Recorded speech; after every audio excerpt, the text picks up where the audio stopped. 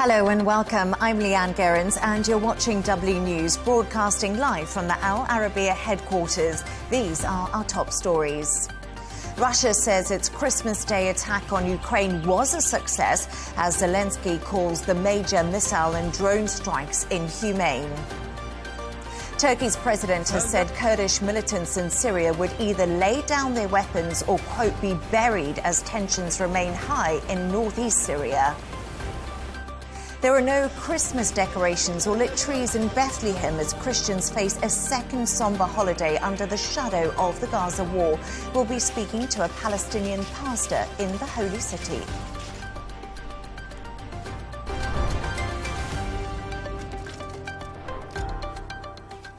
Now to our top story today. As millions of Ukrainians celebrate Christmas Day, Russia has launched a major missile and drone attack on the country's energy system. Around 500,000 people in the Kharkiv region were left without heating in freezing temperatures, with reports of blackouts across Kyiv and other regions.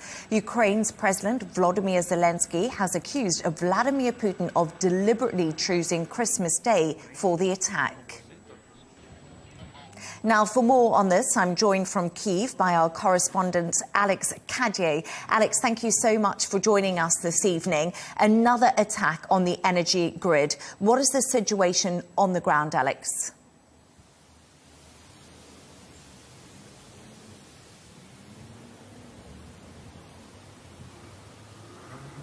Well, certainly it has been a challenging day, a challenging Christmas Eve into Christmas Day for Ukraine. More than 70 missiles, more than 100 drones fired from Russia and other regions into Ukraine over a matter of hours in the dead of night. Sirens wailing across this city, people heading for their shelters, for those of them who have them. And that has been the reality of this war for months and months and months. So too have the rolling blackouts. You can see some of the buildings behind me do not have power. That will be the case for other parts of the capital city, which is relatively comfortable if you compare it to the cities of Kharkiv or Dnipro, where, as you mentioned quite rightly, hundreds of thousands of people are out of power or without power and without heating on Christmas Day. That attack described by inhuman as by President Volodymyr Zelensky, saying that any decision to strike at this scale is not a sudden decision. It would have been planned, including the timing of this attack. So certainly a challenging evening for all Ukrainians on Christmas Day. Yes, indeed, Alex. Challenging days, you say, rolling blackouts, freezing cold temperatures. And Zelensky says the timing of the attacks were deliberate. As you mentioned, of course, it's Christmas Day. Lots of people are celebrating around the world. What more did Zelensky have to say?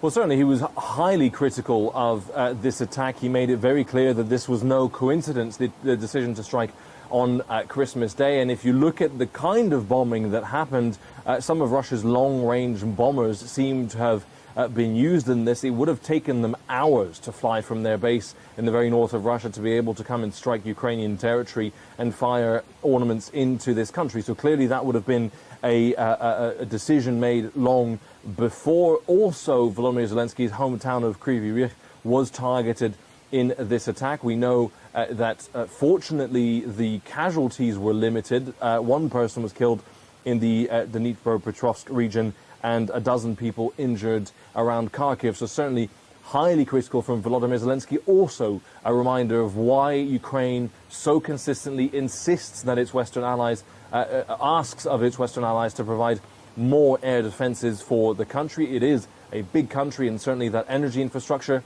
including steam heating plants that help heat multiple buildings in the city of Kharkiv, hit by these Russian missiles on Christmas Day here in Ukraine. Alex, just in 60 seconds, are we seeing a ramping up of attacks ahead of Trump coming into office? Because we've heard about him saying that he wants to end this tension, this conflict on his first day back.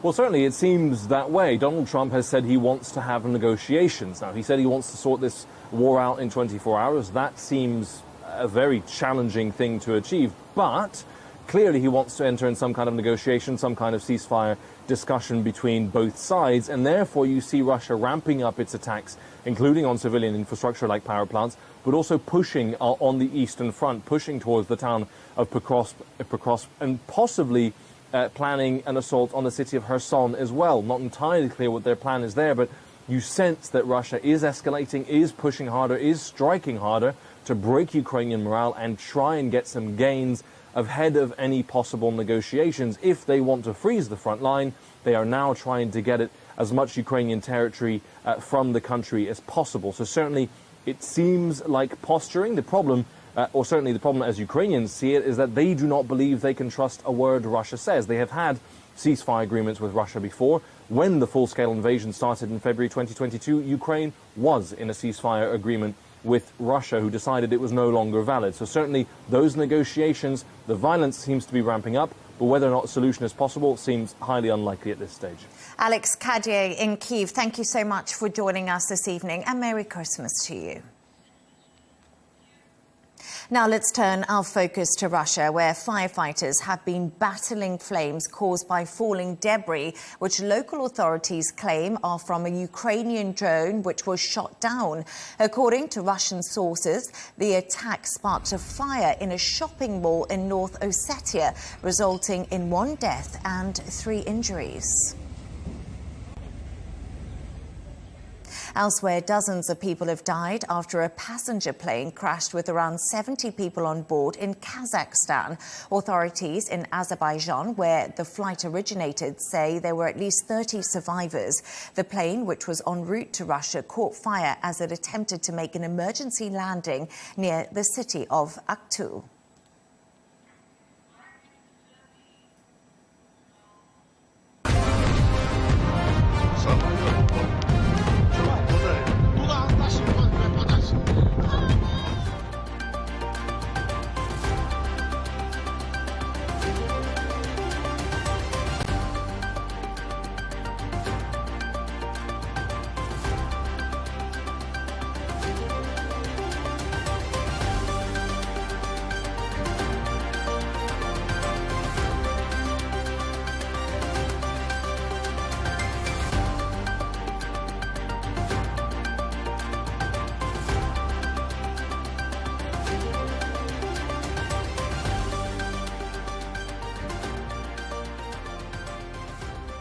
For more on this, I'm now joined from Moscow by Dasha Chernyshova. Thank you so much for joining us this evening, Dasha. It's a pleasure to have you on Christmas.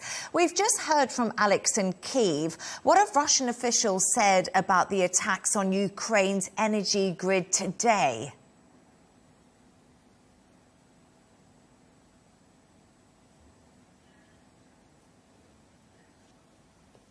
Well, indeed, we've heard the Russian Ministry of Defense confirming that there has been the large-scale attack against the energy infrastructure, which was critical, according to Moscow, for the Ukrainian military-industrial complex. They say that these attacks have been targeted, they have been successful, and all designated targets have been hit. Also keep in mind that the Russian Foreign Ministry spokeswoman has been speaking in this briefing on Thursday, and she was talking about it in attempts to say that Moscow is trying to destroy or to disrupt the work of the foreign embassies in Kyiv by making them sort of targets of its attacks against the Ukrainian military-industrial complex. And she said with regard to that it is the faulty works of the Ukrainian air defense systems that it could be disrupting the work of those embassies, but definitely not the Russian attacks. Moscow does insist that what it is targeting in Ukraine is related to the military-industrial complex and to the goals of Russia's so-called special military operation in Ukraine. So Moscow is not trying to target any civilian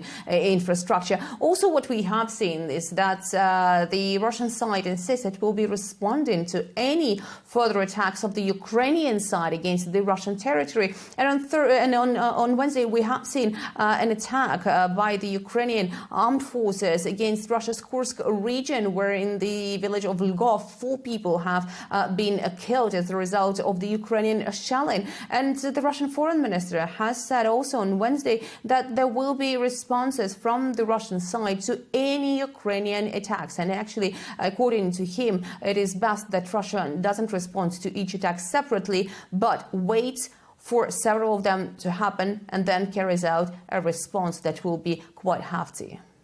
Dasha, you know, we've got President Trump coming into office shortly. Are we seeing a ramping up of attacks between Russia and Ukraine? And how has Ukraine responded to this Christmas Day attack?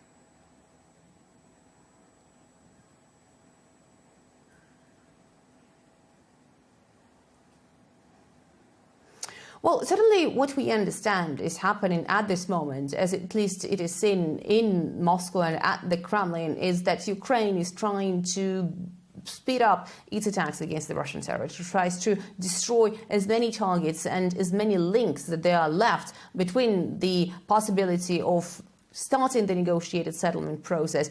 And Moscow says it is the strategy that the Ukrainian leadership have taken because they want to add fuel to the fire while the Biden administration is still in, so that this Trump administration that will be incoming in January has a much more difficult legacy to deal with. So that has always been the Russian position. In the meantime, there are no hopes and no illusions in Moscow with regard to the Trump administration, at least on the surface. This is what the officials at the Kremlin are trying to portray, that they do not have any specific illusions that it will be much easier or anything else will change. They say they are achieving the goals of its operation militarily and not thinking about any other way. However, they do remain open to the negotiated solution. Again, there are things that Moscow wants Ukraine to accomplish, and this is to admit the realities on the ground. And Moscow, therefore, is saying that it is very cautious about any change in the U.S. leadership. But obviously, we understand that there is hope among at least the Russian society that this operation could be coming to an end and there could be a negotiated settlement, there could be the possibility of the ceasefire at least, or anything of that kind come the new U.S. president to the Oval Office. Dasha Chernyshova, thank you so much for joining us from Moscow this evening.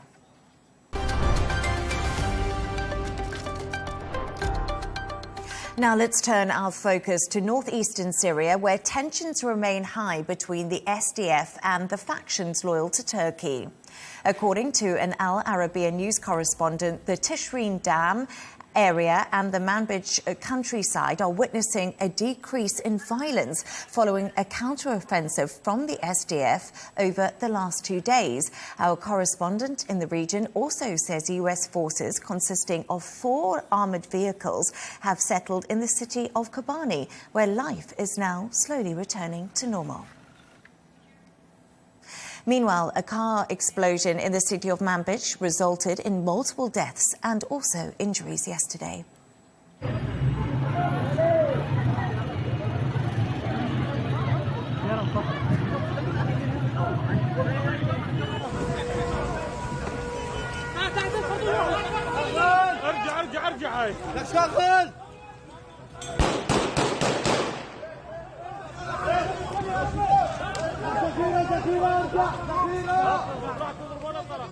As tensions continue in northeastern Syria, Turkey's president is preparing to visit Damascus next week. President Erdogan will visit Syria with a large delegation for the first time since December 2010 and will be the first head of state to visit the country since the fall of the Assad regime. Earlier this week, President Erdogan said that Turkey will provide the new Syrian government with all possible support as the country begins to rebuild after years of civil war. On his arrival in Syria, the Turkish president will visit Umayyad Mosque, where he will perform prayers alongside the country's new leader, Ahmed al-Sharaa. Erdogan will also make a trip to the tomb of Salah al-Din. Ahead of his visit to Syria, a joint team from the Turkish Airports Authority and Turkish Airlines have arrived in the capital to carry out safety checks at the Damascus and Aleppo international airports. This is seen as a first step to resuming flights between both of the countries. An air and land shield will be established along the Hama, Homs and Idlib line. Turkish radars will also be activated and all air movements will be monitored during the visit. In a post on X, Syria's new Foreign Minister Assad Shabani urged Iran to respect the country's sovereignty and the will of its people instead of spreading chaos in the country. That statement is in response to Iran's foreign minister, who said that any mention of victories in Syria is premature. He added that there could be several developments in Syria in the future. Also, in a televised speech, Iran's supreme leader called on Syria's youth to stand against, quote, those who have orchestrated and brought about insecurity. He also mentioned that he predicted another group, which he referred to as honourable, would emerge in Syria.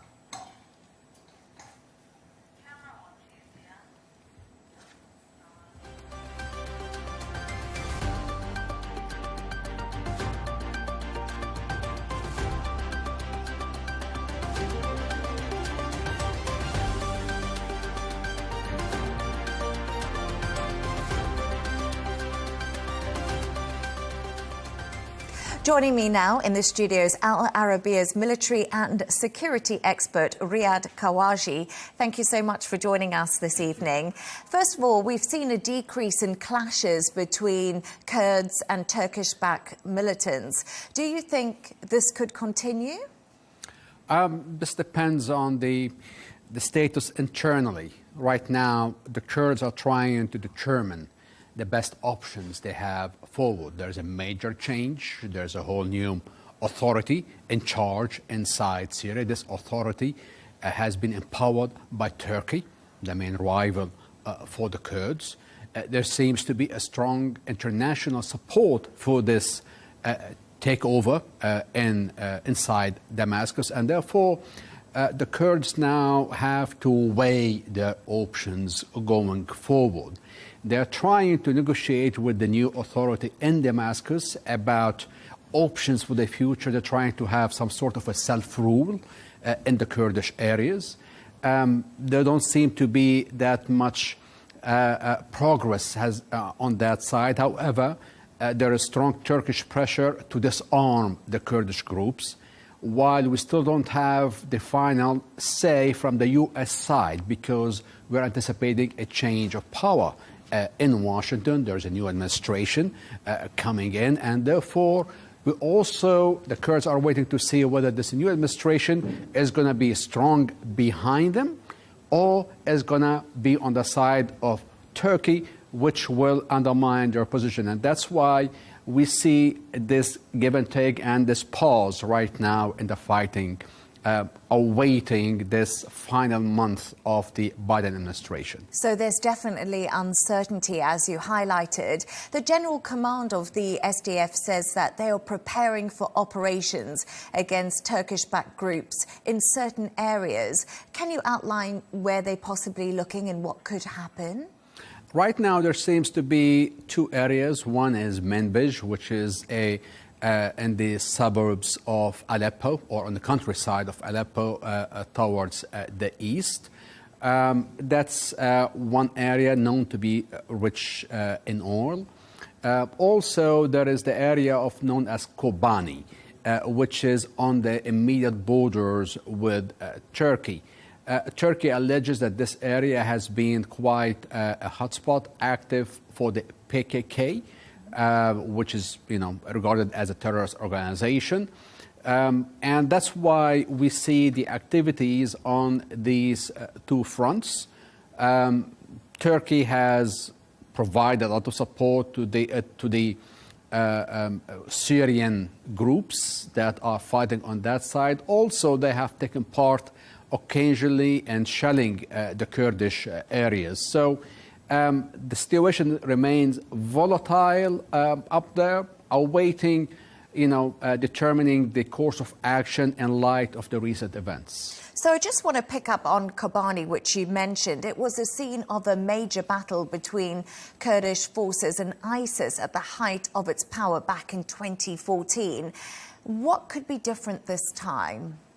Well, this time, Turkey, along with the Syrian factions, are presenting themselves as the best option to confront ISIS, that they are the ones who are going to be keeping the peace in that area, that they will not be allowing ISIS or any of these Islamist factions from operating. They're offering also to take charge of the two big holdouts, these major prisons that or concentration areas for the ISIS families, ISIS members that are in the Kurdish areas, that they will also be in charge of this, and they're demanding that the Kurdish groups be disarmed or even integrated within the new Syrian army that is being, or they've announced that is going to be in the process of being formed.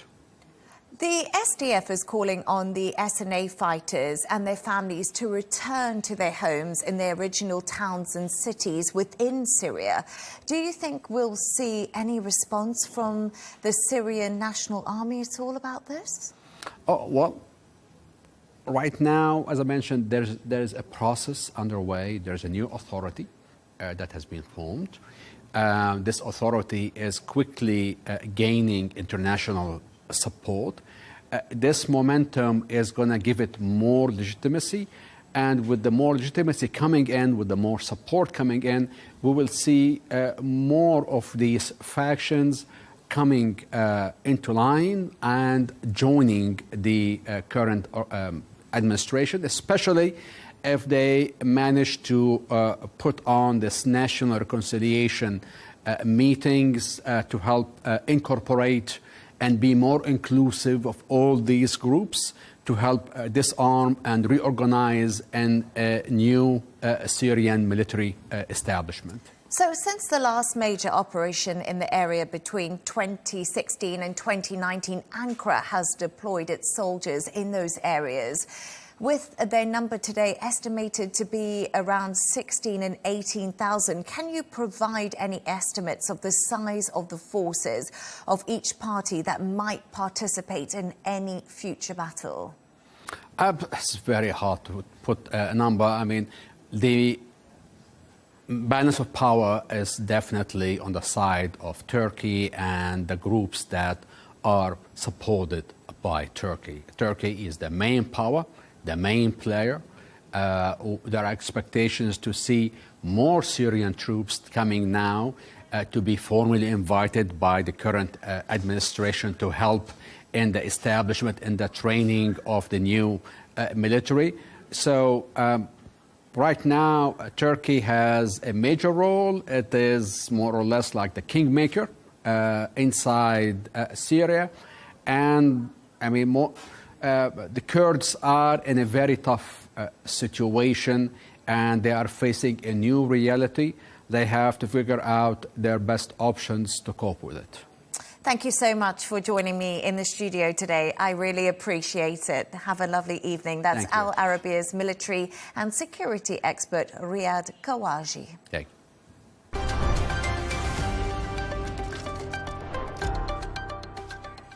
Bethlehem, the birthplace of Christ and a symbol of peace, has long drawn people to celebrate Christmas in unity. But for the second year in a row, festivities are overshadowed by the war. As Gaza endures Israeli airstrikes, the city streets, one filled with carols, remain quiet in the occupied West Bank. The Latin Patriarch of Jerusalem has been in Bethlehem, where he delivered a message of hope, saying despite the destruction he witnessed in Gaza, he saw life. I have to say that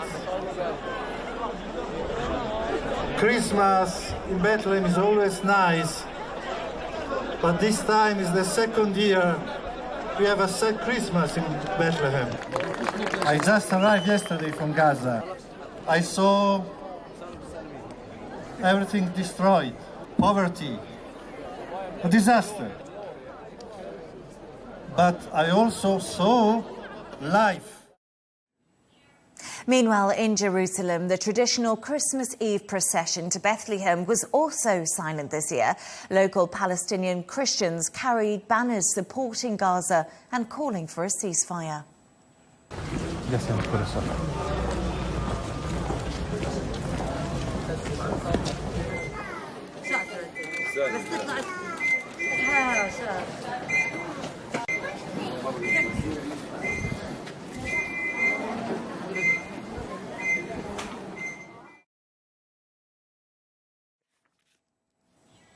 For more on this, I'm joined by Reverend Munther Isaac, pastor of Bethlehem's Evangelical Lutheran Christmas Church. Thank you so much for joining us this evening, and Merry Christmas to you. Bethlehem is the birthplace of Jesus Christ. How has Christmas been marked there today?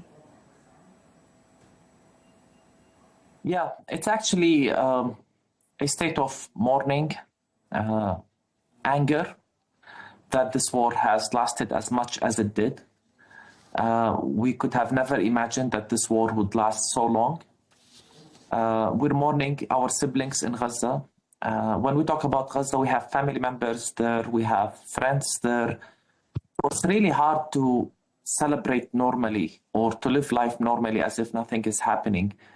There's also anxiety and fear that this will escalate to the West Bank.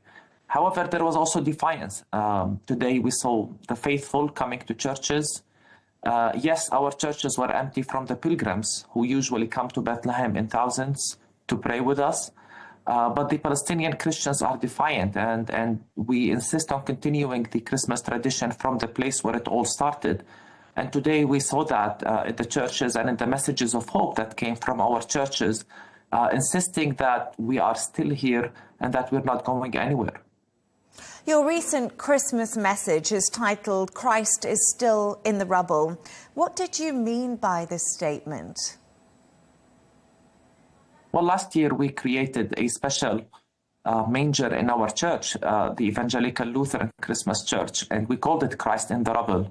Rather than the traditional manger scene of baby Jesus in a manger with shepherds and angels surrounding him, we put baby Jesus in rubble. Back then, we used to see images of children being pulled from under the rubble in Gaza on a daily basis. Tragically, we still see this. Even today, we see images of children pulled from under the rubble. And we were angry and traumatized by the fact that politicians and quite honestly, some church leaders were justifying this. And so we insisted that for us, we see the image of Jesus in every child pulled from under the rubble. The story of Christmas is a story of a child born with an occupied family. His family became refugees. In the Bible, we read about the family surviving a massacre of children. Jesus survived that massacre. And so we understand this to be a sign that God is in solidarity with the oppressed and the marginalized. And that's why we place Jesus in a kufiyya to say, Jesus identifies with us in our pain and suffering in a time when we feel neglected and abandoned by the world. This year, sadly, I said he's still in the rubble because the war has not ended. We kept the same scene in our church since the war. We decided to remove it when the war is over. And as I said, the last thing we thought is that it would survive another Christmas. We're angry because it seems that world leaders are content with the war going on as much as it did. And it's as if there is dispensable people in Gaza, but not for us. And that's why we did this. We kept this manger. You've painted a picture there for us. You speak of feeling powerless in many ways. Do you have any hope for peace or an end to Israel's campaign? Our hope right now is for the war to end. Our hope is to survive. It's honestly very, very hard to think beyond this. I think of our families and friends in Gaza. I mean, what hope do they have other than we hope we survive and then see what happens because their homes are destroyed? Here in the West Bank, all we hear about is the annexation, Israel taking more land. We're witnessing more blockades, more checkpoints surrounding our towns and villages. Even Bethlehem right now, all it takes is to close 2 checkpoints and Bethlehem becomes completely isolated, another Gaza. And so right now, faith becomes a source of encouragement, a source of resilience. Our message this year has been one of resilience. And to that, we turn to our faith. Yes, we feel powerless, honestly, because it's been 14 years of pleading, of calling, of advocating. Myself, I've traveled all over the world trying to call for a ceasefire. Churches have made many calls. And despite that, we seem powerless. And in moments like this, it's when faith is tested and when we turn to God in faith and in commitment to prayer, knowing that justice will ultimately prevail. So actually, we find comfort and strength in the season of Christmas as a result of our faith. Thank you so much, Reverend Muntha Isaac, pastor of Bethlehem's Evangelical Lutheran Christmas Church. I really appreciate you joining us this evening. Have a lovely Christmas day. Thank you. Now, let's hear from members of the Christian community living in the Gaza Strip. Najil Tazi, who is seeking safety inside the Latin compound of the Holy Family Church, discusses her sad Christmas. We are not happy for the second year. There are many martyrs, and each family has lost someone. We are not happy, but we want to make the children happy and celebrate the birth of Christ.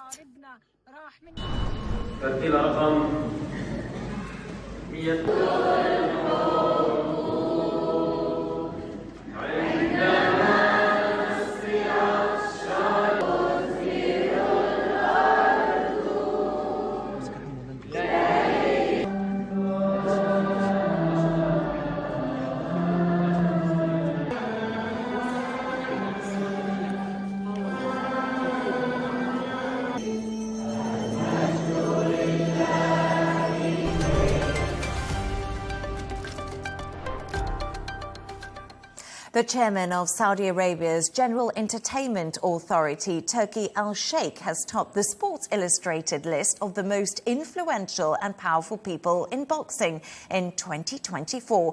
Described as the most important figure in pugilism today, Al-Sheikh has been credited for being a prominent driving force behind the kingdom's blockbuster sporting events.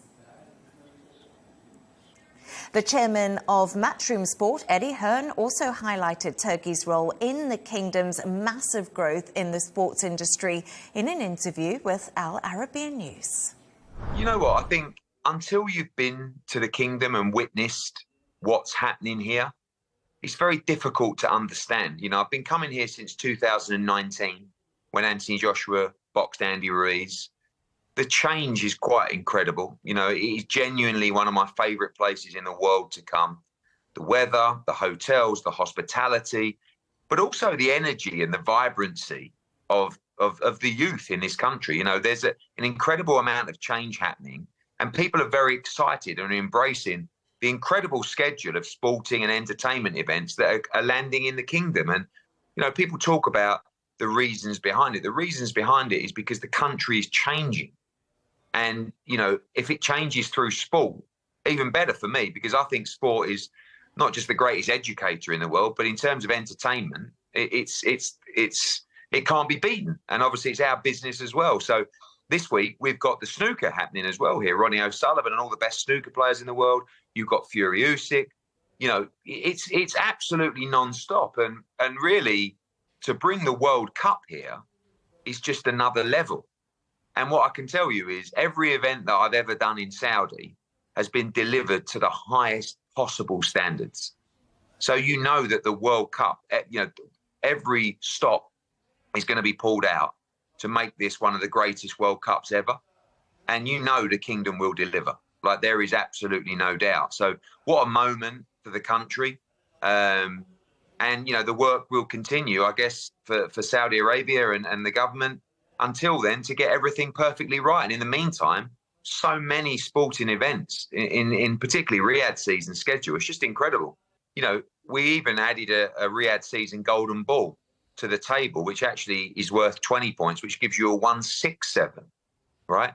And that was an idea from His Excellency, Turki Al-Sheikh, because he just wants to innovate and he wants to, you know, interact and attract the viewers. As Eddie Hearn mentioned, Saudi Arabia will be playing host to numerous events and is expected to up the ante ante as it prepares to host the 2034 FIFA World Cup. In a special interview with Al Arabiya News, Riz Khan, global heavyweight boxer Tyson Fury expressed his confidence in the kingdom's ability to deliver a world-class event in 2034, the FIFA World Cup. I would have retired a long time ago. I'm only boxing now because His Excellency has provided these massive opportunities to put these big fights on the table. If he didn't have, I would have retired probably a year ago. Yeah, because we tried to make these big fights before and it didn't happen. So with Turkey's import, it's all come to fruition. So massive shout out to him.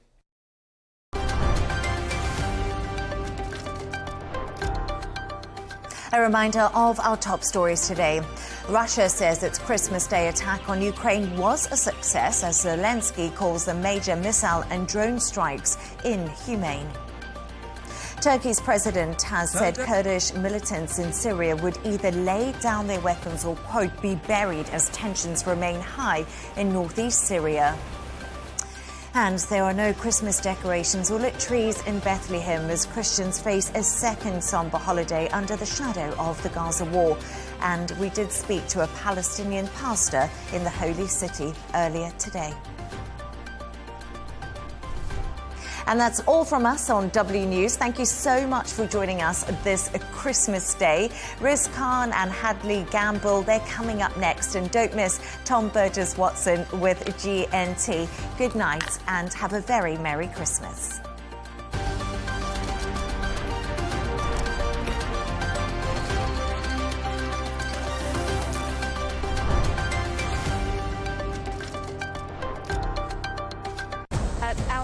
News, we go beyond the headlines. From the latest breaking news to in-depth coverage of global events. We're not bought or sold. Nobody owns us. The loss of life, the destruction of property. The conflicts are such a terrible thing. Context and analysis to help you see the full picture. The world is in a very dangerous place. Join us on Al Arabiya News. It's very impressive. Where knowledge meets perspective.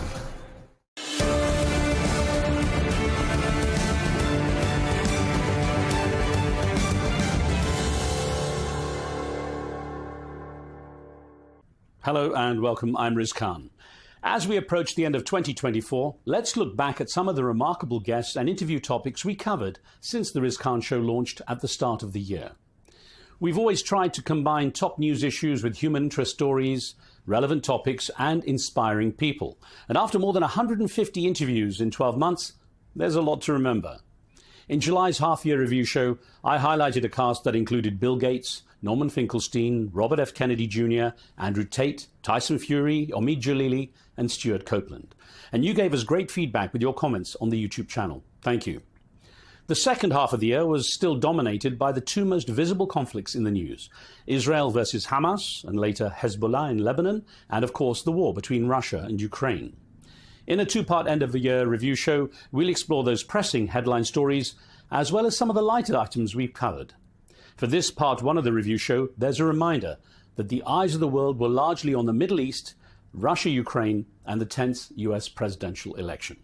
Let's start in the Middle East. As Israel continued to unleash bombing campaigns against militia in Gaza and Lebanon, the civilian death toll ran high. We covered the story a number of times, offering, as always, perspectives from both sides. Israel's President Isaac Herzog put the blame for the lack of peace in the region squarely on the shoulders of Iran. For Israelis, do you think the first anniversary of October the 7th should be marked as a day of reflection and remembrance, or one of revenge and retaliation? We are not dealing with revenge and retaliation. We are first dealing with a lot of pain and agony. I can tell you, as the head of state of Israel, I've seen enormous pain and agony that I've never imagined I would see in my life. I see enormous pain and agony of hostage families, of wounded people, of bereaving families, immense amount of bereaving families, of communities that have been displaced, and so forth and so on, all around the country. And the real issue is that we understand that there was a huge opportunity that was laid out originally by President Biden, actually, just before the war, of the connectivity of Israel all the way to India, through the Middle East, through Saudi Arabia and the Emirates and so forth, that would bring hope and a huge message of peace in the region. And this hope was derailed by this vicious, horrific attack of the Iranian proxies by Hamas in the south, Hezbollah in the north, the Houthis from Yemen, and proxies in Iraq and so forth. Now it's a big challenge, but if we change the equation and uproot this empire of evil and move forward to a better future of connectivity and peace in the region, this could be of historic magnitude. You know, sir, after an attack that was clearly quite brutal, a year that began with Israel receiving almost universal sympathy and support from the international community seems to be ending with it being seen by many now as a global pariah. Now, isn't that a damning verdict on Israel's response to that attack? We know that we are being attacked as part of the entire war machine against us, attacked in the international legal forums, attacked in public opinion, attacked on campuses and so forth. But we truly believe in our vision. We are a democracy. We are an oasis in the Middle East. We have Jews, Muslims, Christians, Druze and Circassians living and dwelling together. Unfortunately, yesterday, Hezbollah has attacked in missiles a bunch of Muslim towns and cities, our brothers and sisters, we are with them in this war. This is the real reality of the region. The real reality that we're offering the region is a reality of coexistence and living together, making, of course, peace agreements and surfing towards accommodating each other. We are all the children of Abraham, and I call upon the people of Lebanon, the people of Iran, the people of all of the oppressed nations in the region to rise up and understand that if we move this empire of evil, truly an empire of evil, if we confront it and be tough together, we surely can hope for a better future and create a NATO-like structure in the region that blocks radicalism and terror. Well, sir, last week's missile attack by Iran on Israel caused relatively little damage. Is the retaliation worth provoking a wider war, global recession, further strikes on Israel? So first of all, I can tell you as somebody who was in the shelter that it is extremely unpleasant, naturally. 181 missiles, big missiles on Israel. It's one can think it's one of the largest attacks in one shot on any country, and clearly deserves an answer. But we are considering our reply, and we are considering the next step of how to prevent and how to deter the Iranian war machine. And since I'm not part of this, it's not under my responsibility, I leave it up to the government and the military, and I think we are calculating all calculations in this respect. But one has to understand Iran is the only country in the world who calls for the eradication of another member state of the United Nations. That's Israel. And they keep on saying it all the time. I saw the speech of the supreme leader. There was no message of accommodation or extending a hand or saying, let's move together, and two great nations, historic nations, to move together and help change the life of people in the Middle East. Rather, you see Iran spending billions of dollars of their own citizens' money on a huge war machine, on other people's infrastructure, which are all aimed to create pain, havoc, rape, burn, take hostages, and chop and destroy. So either we offer hope or we go for destruction. Iran offers destruction, we are offering hope. Well, Mr. President, as obviously a person in your position, could you confirm whether or not there would be a retaliation against Iran, and how soon? I cannot go into any detail, of course. I think the words of Prime Minister Netanyahu were pretty clear. But having said that, we are, of course, looking on the grand picture and understanding all of the various calculations and interests, and yet it is clear to us that being attacked in such an aggressive manner and brutal manner needs retaliation and an answer that will deter our enemies. Considering how you describe it, Mr. President, would Israel, or would you advocate Israel going as far as eliminating Iran's oil facilities, its nuclear sites, even its leaders? I have no intention of responding to your question. Okay, so don't take it personally. No, I understand. But has the U.S. given you any go-ahead for any attack on Iran, from what you know? So we have an intense dialogue with the United States, our closest ally and friend. We have an open, frank, and friendly discussion with them on analyzing both the strategic issues as well as the various operational considerations on the ground. Today, the commander of CENTCOM, General Kurila, is going to visit Israel, and I'm sure it's going to be the main topic of the day.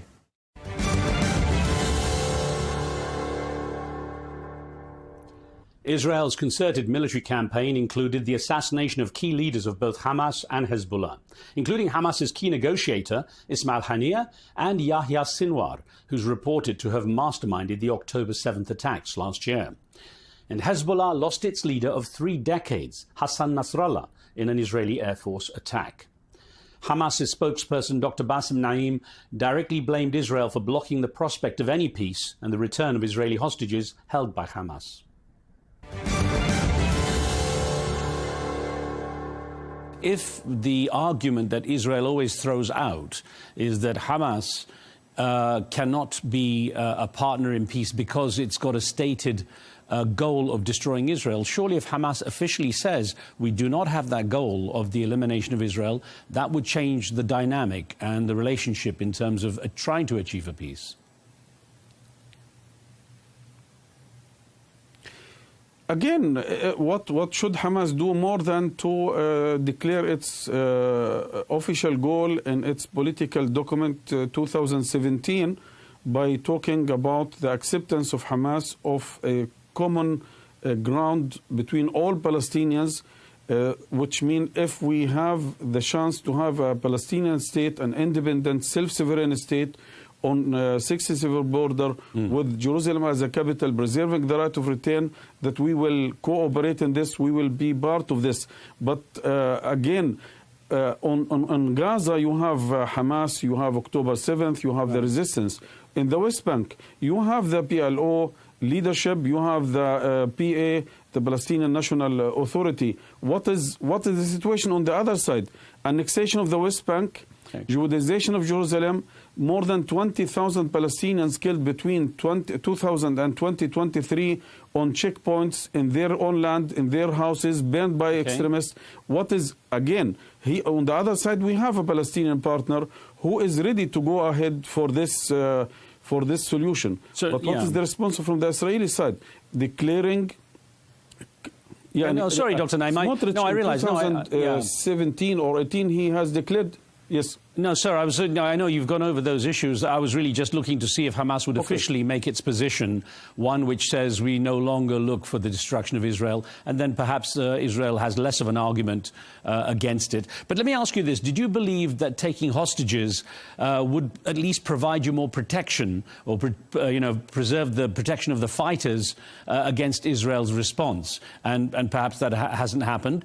The other thing is, obviously, there are families now arguing with the Israeli government for the return of their hostages. I spoke to one of them. They're desperate for news about the hostages. What information can you tell me about the condition of the remaining hostages after 1 year in captivity?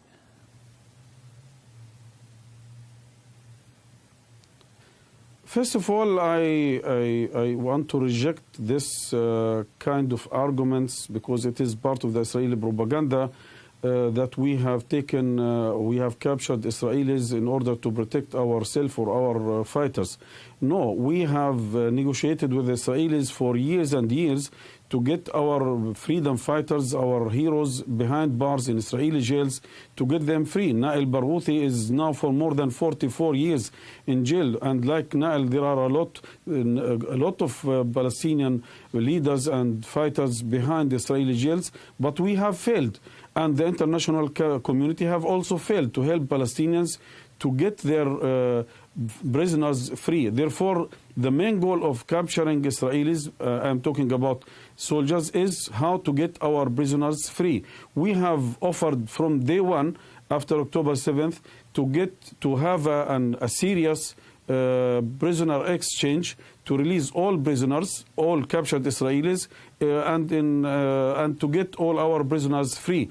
But Israel, from day one, has rejected all these proposals and have declared 3 goals: to crush Hamas, to evacuate Gaza Strip from its people, and to retrieve the captured Israelis forcefully. Therefore, we have also accepted at least 2-3 times different proposals from the mediators, and each time these proposals, which was accepted publicly and praised by the mediators and by the Americans, was sabotaged by Netanyahu and his racist government, either by committing new massacres or assassination of the top negotiator, or by adding a new condition like what he has did in the last negotiated deal in July 2nd. We are ready to go for implementing this negotiated deal, which, by the way, this negotiated deal of July 2nd, the core of this negotiated deal is an Israeli paper, which was adopted by Joe Biden, and we have welcomed this Joe Biden proposal. Then it has become the UN Security Council resolution, and we have also welcomed this. Therefore, we are ready to go immediately for solving the whole issue by going for implementation of this broker deal.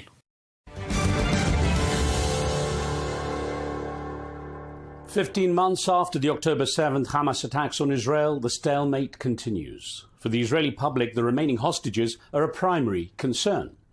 I spoke with the brother of one of those hostages, Or Levy, whose wife Einav was fatally gunned down as they hid in a shelter after attending a music festival. Or was captured, and the Levy's 3-year-old son, Almog, is now in the care of his grandparents. Well, Or's brother, Michael, campaigns full-time now for the hostages and updated me as we sat together when he visited Washington, D.C.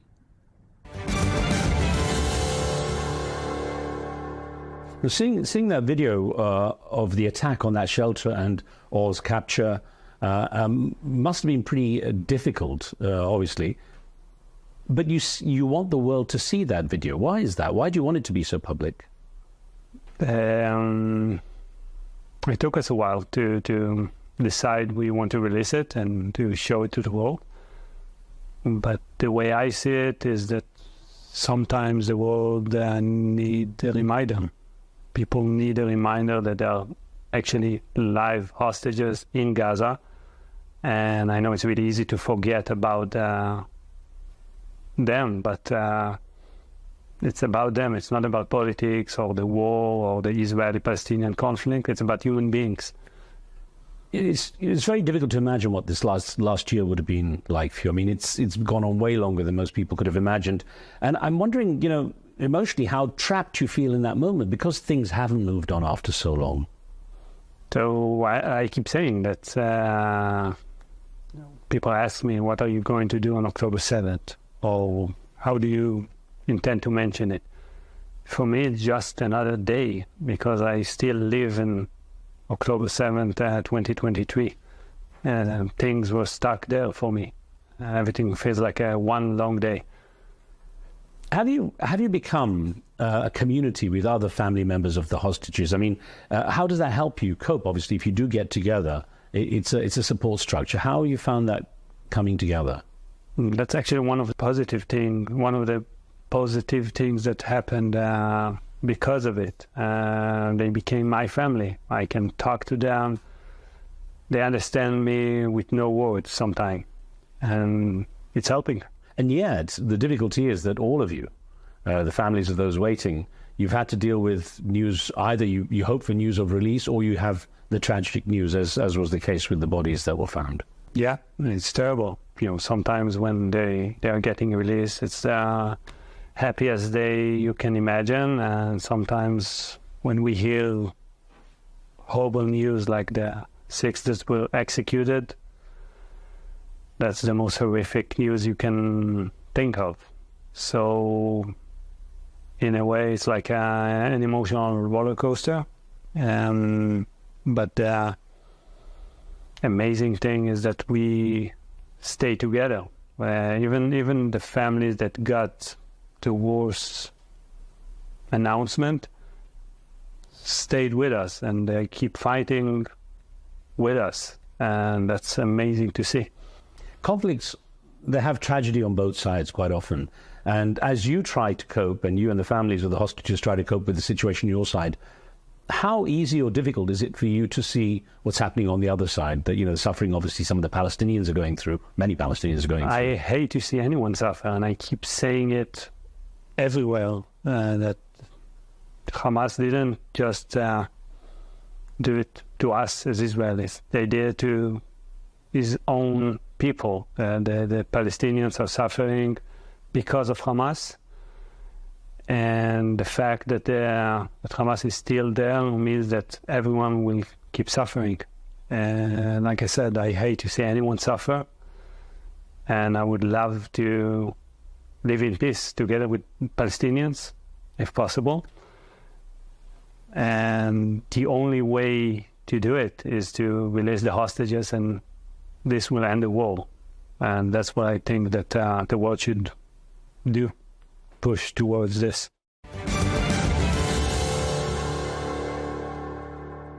In Gaza, the Palestinian death toll crossed the 45,000 mark, and the UN reported that 70% of those verified killed in the first 6 months were women and children. In addition, aid agencies report more than 100,000 injured and desperate conditions for those seeking shelter in Gaza, where more than 3/4 of the buildings have been reduced to rubble by Israel's bombing campaign. It's now hard to find any Palestinian from Gaza who's not been directly affected by the death and destruction, and even those Palestinians living outside the Middle East. Soon after talking with Michael Levy about his hostage brother, I met with Dr. Tariq Haddad, a cardiologist living near Washington, D.C., who, at the time we met, was already mourning the loss of more than 175 members of his extended family.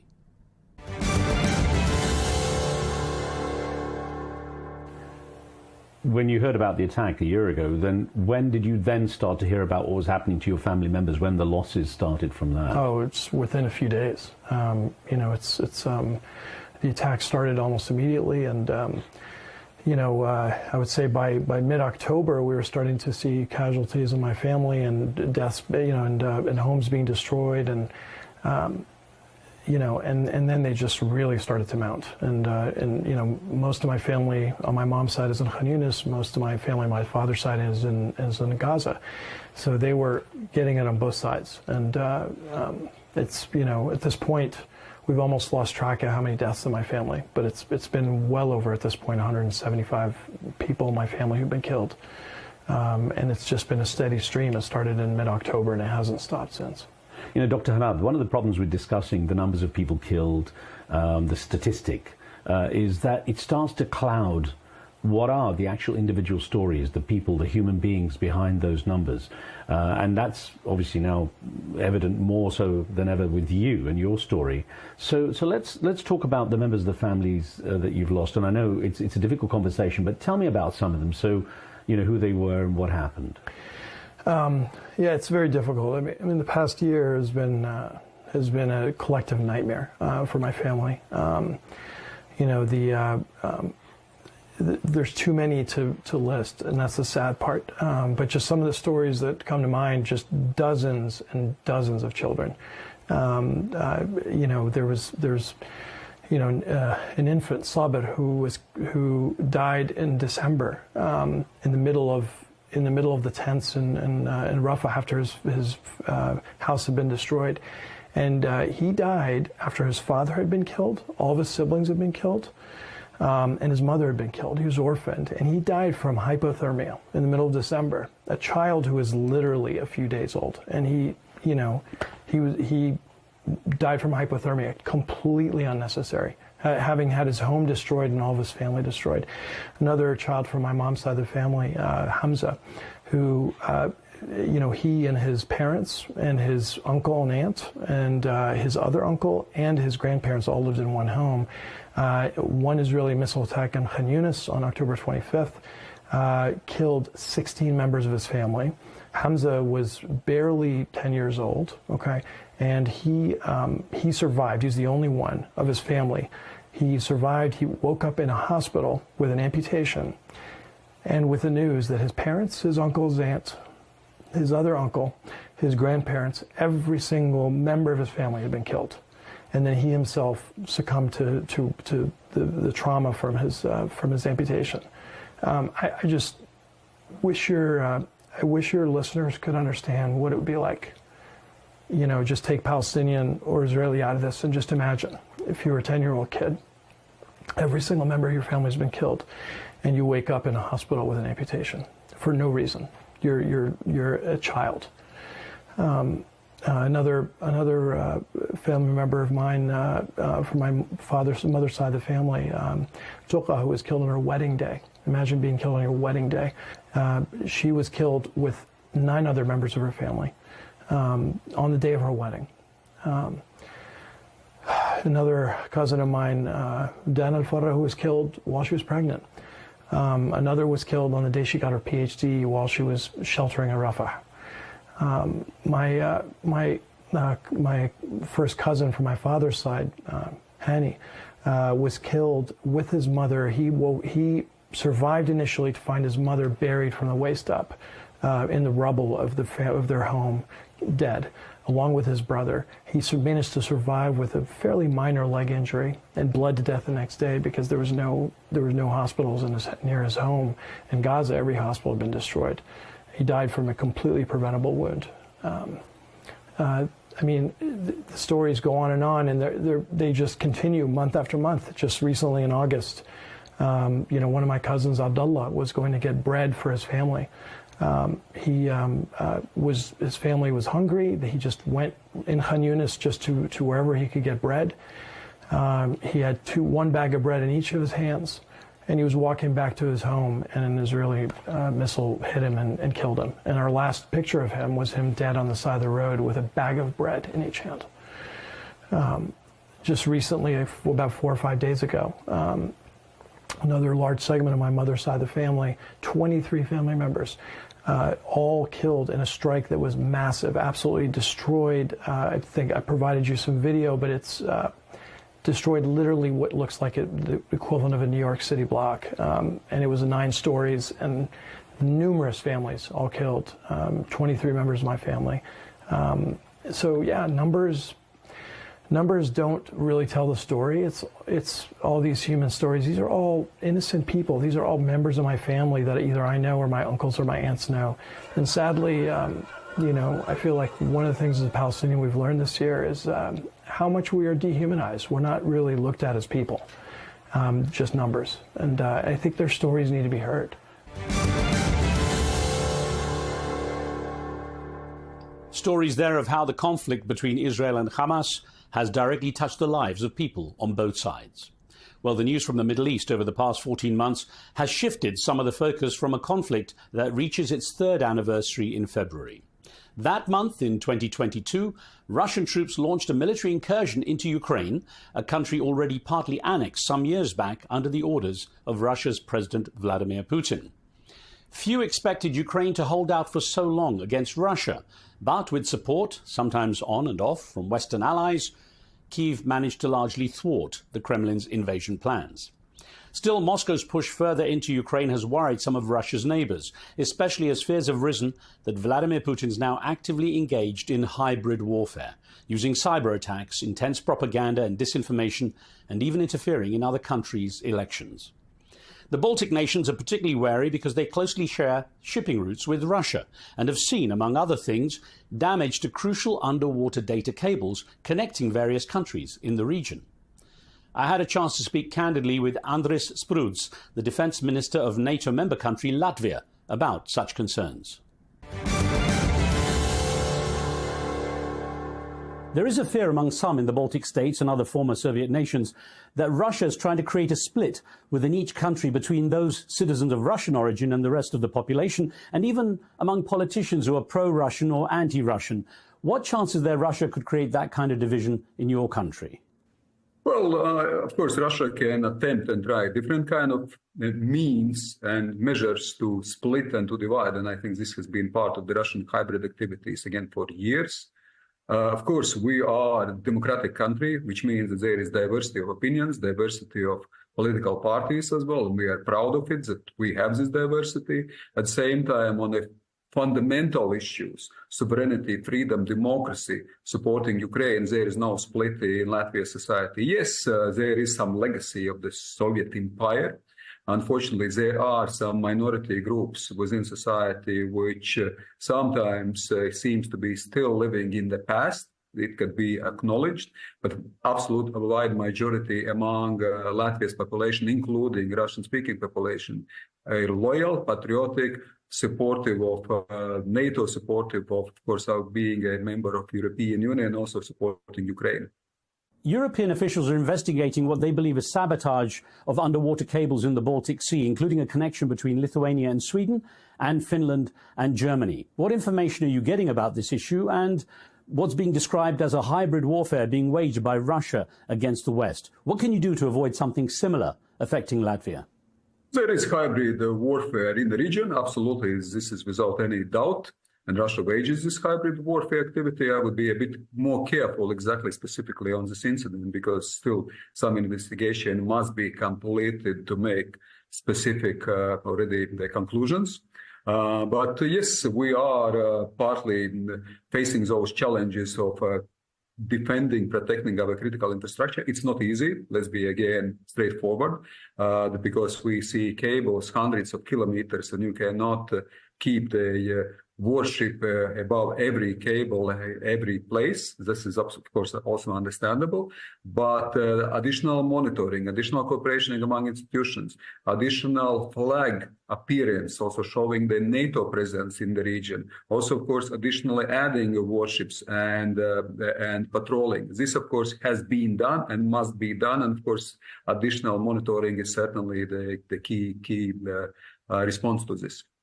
I presume that's in response to Britain's warning that Russia is preparing to use cyber attacks on critical infrastructure against European nations supporting Ukraine in this conflict. You are absolutely right. We've been facing cyber attacks again for years. 3 Baltic countries, if we look at some specific cyber attacks, 30%, almost 1/3 of cyber attacks against European Union, they are targeting exactly 3 Baltic countries. So we already built a strong wall of resilience against cyber attacks, but it is an ongoing process. It is ongoing homework to improve our resilience, to improve our reaction time, to improve our, in a sense, the wall against any such kind of detrimental activities by Russia. And it should be put straightforwardly, by Russia first of all. Russian Member of Parliament and popular TV host Yevgeny Popov joined the show once again to assess the situation from the Russian perspective. A key topic was the potential for the Russia-Ukraine conflict to escalate wider and turn nuclear. Popov suggested the option was there, but that the Kremlin was reluctant to take it further at this stage.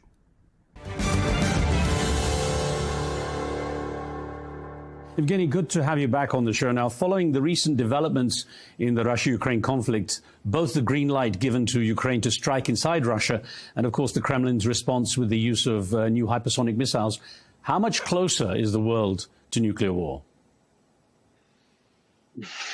I thank you for giving me your floor, and I don't think we are pretty close to the full-scale nuclear war because it's many steps away in forward on a stair of escalation, and we just going up on the stair step by step to the nuclear war. But I don't think that we have that there are much insane politics in Europe and in the United States, which is want to be blown up in a nuclear war.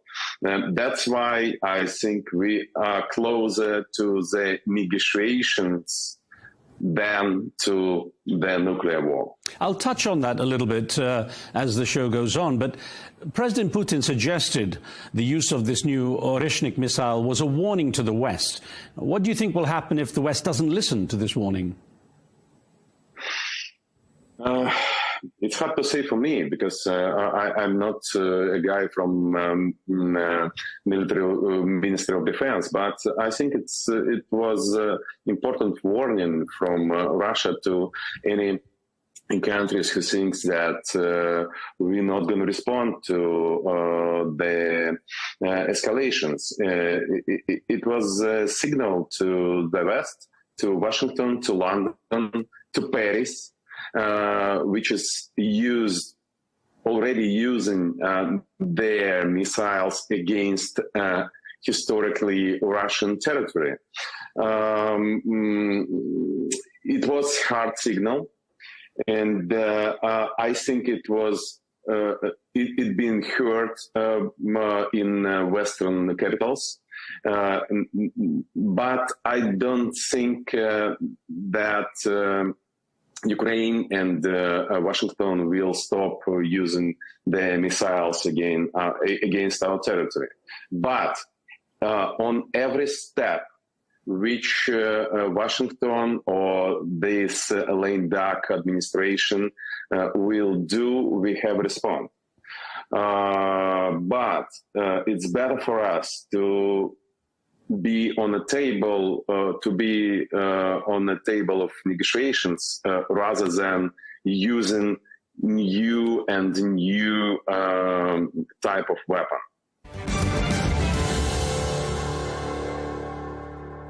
Well, both the conflict in the Middle East and the Russia-Ukraine one featured in Donald Trump's presidential campaigning throughout 2024, with Mr. Trump claiming he could end the conflicts in a day. He'll have that opportunity after his inauguration on the 20th of January. This election was almost universally described as the most unique in American history for a number of reasons. I returned to Washington to interview some well-informed parties about the pending new political landscape in the USA. First of all, I caught up with Al Arabia's veteran correspondent and bureau chief in DC, Nadia Bilbassi, who secured an interview with Donald Trump just 2 weeks before the November 5th vote. Nadia has seen a number of presidents come and go, but even she was surprised by the events of 2024.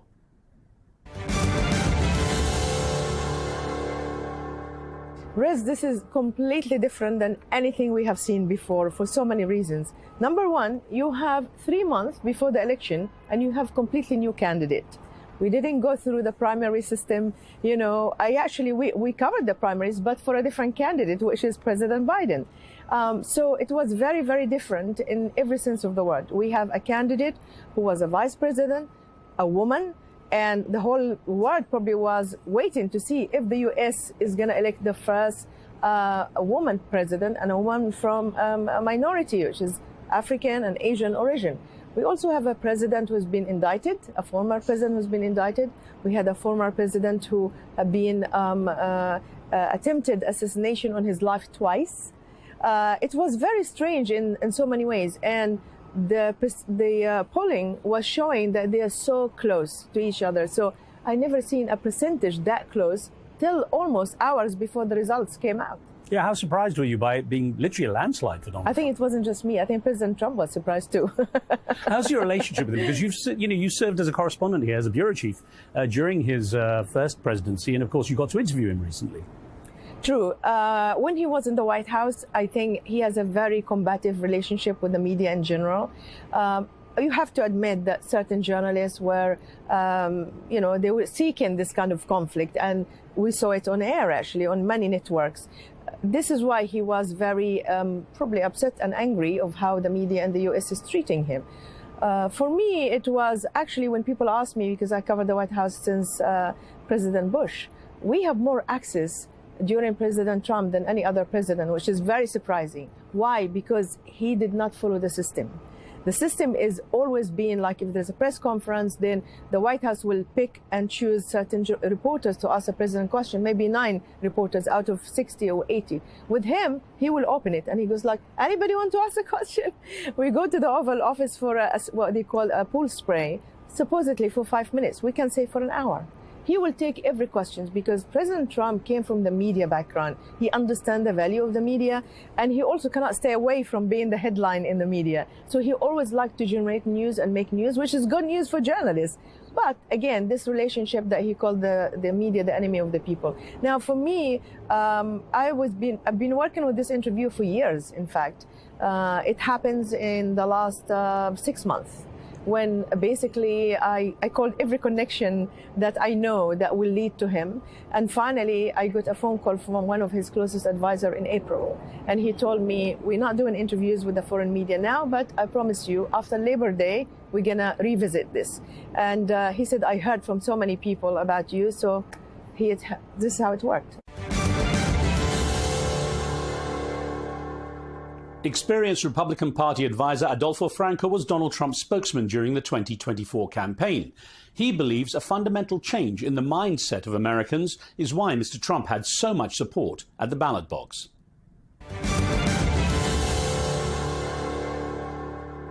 So what do you regard as the most significant aspect of what's become an historic comeback? Well, I think the most significant aspect is that despite lawfare that was launched against President Trump, or persecution, political persecution against President Trump, doing everything to deny the American people the right to vote for President Trump, there was a realization, and it was a simple question that Ronald Reagan asked many, many years ago, and President Trump asked the same question. Are you better off today than you were 4 years ago? And that is really the decisive reason that the president won the election. It has nothing to do with identity politics. It has nothing really to do with abortion. It has nothing to do with this idea of democracy and the rest of it. It was a question of the American people getting a right to see an agenda that really addresses their day-to-day needs. And that's why the president won. I'll touch on some of the policies and the prospects in a moment, but I wonder, was this a generational vote, something that might realign support for the Republican Party for years to come? Well, that's an excellent question, because there's a tendency in our studies of voters that when they vote a certain way initially in their lives, they tend to repeat that. It's a formation point. And the inroads that we made with young voters were remarkable in terms of what the president did. So now if the president delivers, which I think he will in the next 4 years, I think it is generational. I think it is a decisive moment for the Republican Party, and it is for this reason. It has broadened the Republican Party in a way that no other Republican in modern time has done. So you referred to the Latino vote. Now, both the Arab American and the Latino votes seem to have played such a significant role in this election. What is it, do you think, that has encouraged these voters to switch their allegiance from the Democrats to the Republicans over the past 8 years? Well, I think the Arab American vote is a little bit different. For example, in Dearborn, in Michigan, where there's a very large concentration, the largest of Arab Americans in the United States, 19% of Arab Americans voted for Jill Stein as an alternative. They weren't necessarily voting for President Trump. This, of course, has to do with the situation in Gaza and Israel, which is of great concern to many Arab Americans. So I think that is a little bit different. However, many Arab Americans as Latino voters, again, they're making the decisions. They're just like any other Americans. What I think has been a huge mistake for the Democratic Party, and it's been coming for many years, is what we call identity politics. And that is to silo voters, to say, well, if you're a Latino, you need to vote on these particular issues. If you're Arab American, on these particular issues. At the end of the day, I think voters are looking at policies holistically. And that's what this election's results demonstrated. I'll touch on that again in a moment, but I wonder, with a clean sweep of the presidency and both houses of Congress, effectively, Donald Trump has a very powerful mandate, almost a free hand, to do what he wants to. He's got a mandate from the people now. How do you think he will use that? How can he use that power he now has? Well, I think he will move very, very quickly, because most business gets done in the first 2 years of a presidency. I think he'll move very quickly in Congress to do tax and regulatory reforms, particularly extending the tax cuts, which is the domestic issue in this country, that are set. His tax policies that were set in place 10 years ago expire next year. That's the success that Biden has had as been a consequence, ironically, of the Trump policies of 2017, because they've been in place all of these years, but they're set to expire. That requires just a simple majority in Congress, which he will have. And I think that will be the #1 congressional priority. On his executive powers, which he has broad executive powers, I think you'll see very swift action on the border on border security with executive orders. There will be a remain in Mexico policy, what we call a catch and release in this country of illegal immigrants will stop immediately, and you'll see those things happen quickly. You'll see a reversal on energy policy through regulation. You'll see actions on tariffs very, very swiftly as well. So when you see the president's first days, they will be a slew of executive orders reversing the previous administration's policies and setting in place new policies. He is I know him. He is extremely mindful of the need to deliver as quickly as possible for the American people on reducing inflation and getting crime and illegal immigration under control. Considering the divisive nature between the parties, how much is the reversal of some policies from the Biden administration really a bit of kind of just revenge? Well, I don't think it is revenge. I think there are significant differences on policy on the big issues in this country that have to do with, again, immigration, have to do with government spending, which I think will rein in now with Elon Musk being tasked to look at the size of government. I don't think it will be a revenge. This was an election, and I think I agree with the Democrats on this, an election about the kind of country we envision and the kind of country we will be. And as a consequence of that, I don't think there'll be revengeful policies. They're just different perspectives of what the role of American government should be. And that he needs to deliver on very quickly. A perspective there from a close confidant of President-elect Donald Trump. But not everyone sees such a positive side to a second Trump presidency, including another journalist who's covered the Washington, D.C. scene for a long time. Veteran former CNN White House correspondent and Washington bureau chief Frank Sesno now directs strategy at the George Washington School of Public Affairs. He expressed his concerns about Donald Trump's return to the White House.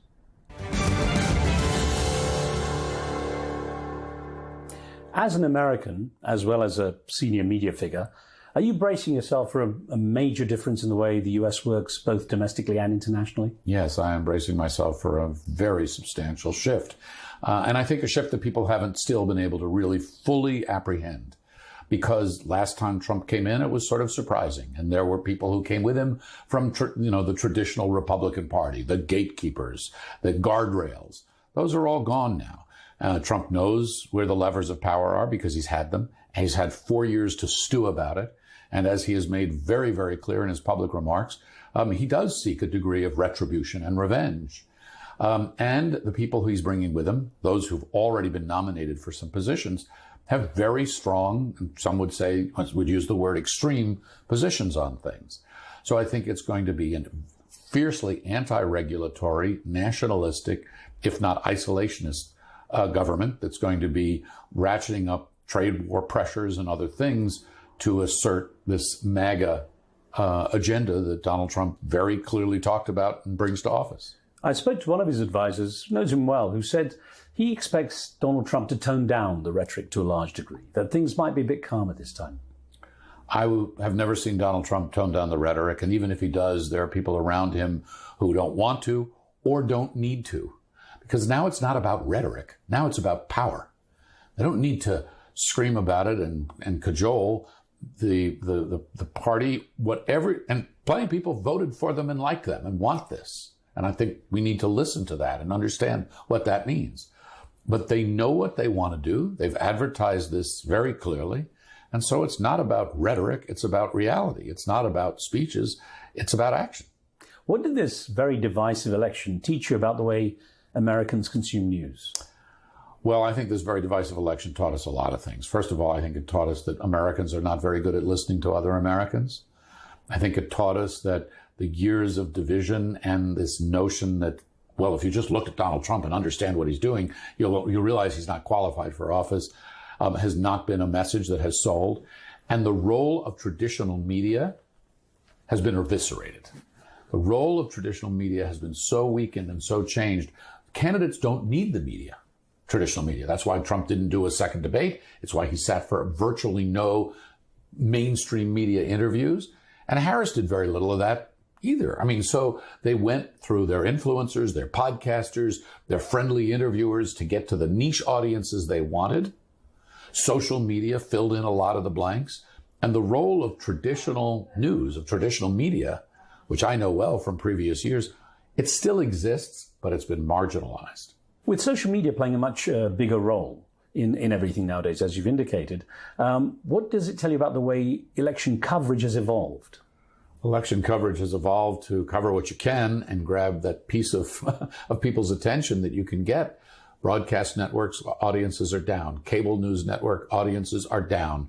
The old print, legacy print media are down. Even the digital publications have struggled. Local and regional news organizations have laid off massive amounts of staff and lost circulation and clicks and viewing as people have gone to TikTok, to their other social media platforms, and to one another. And the big gains, the big winners here are the big podcasters. These people who have YouTube channels and podcasts that have, in some cases, millions of devoted listeners and viewers. That's a sea change.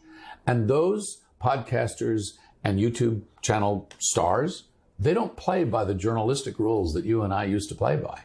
It is not about accuracy above all else. They don't have producers and editors who are gatekeepers and who fact check them before they go on the air. So that level of media accountability has been whittled down. So how should the media, at least the mainstream media, handle the return of a president who sees them as fake and as an enemy of the people? The mainstream media confront a massive challenge now because they are going to be targeted again and probably more effectively and in a more sustained way than they were when Trump was in for the first time. He has famously or infamously called media journalists enemy of the people. So it's not merely an adversary in our constitutional system, it's an enemy in our culture. That is a very dramatic and very dangerous shift.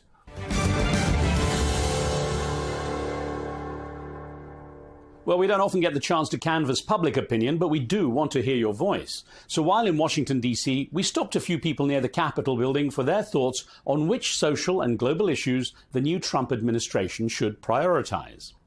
Using the popular social media grading system known as tiers, we got the thoughts of a rather diverse sample of people. So tell me where you're coming from. Colombia and Austria.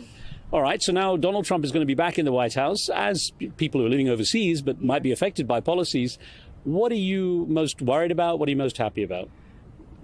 For me, I think it's going to be a big change for all of us immigrants. It's going to change the rules, and I hope everything gets better for us and for everyone too. I think the climate is a big point that is going to change because he's also with the white and black persons. He's not in touch that much, and he wants America to be white again. And I don't like it so much because I think America is a land that everyone can come in and be a part of America. So I'm not a big fan of him. So yeah. Well, let's do this. Let me get a board which has 5 of the key policies that they talked about during the election, and you can put the number just next to the ones you think is most important. Which is the most important? There's only 5 of them. Okay. Let's try this. So look, we've got numbers are there. So border is, of course, immigration. Unity, they promised to get everyone back together again because the country was very divided. Ending wars, of course, Gaza and Russia, Ukraine. Climate, you mentioned, an economy for American people. So pick these numbers and just quickly push them into the board which you think is the most important. I guess you'll have to choose together. I think economy will be the first. Yeah. Economy first, great. Okay. I'm not sure. So border immigration, unity is getting everyone together again after all the politics. I think it's important right now because they are very divided right now. Yeah.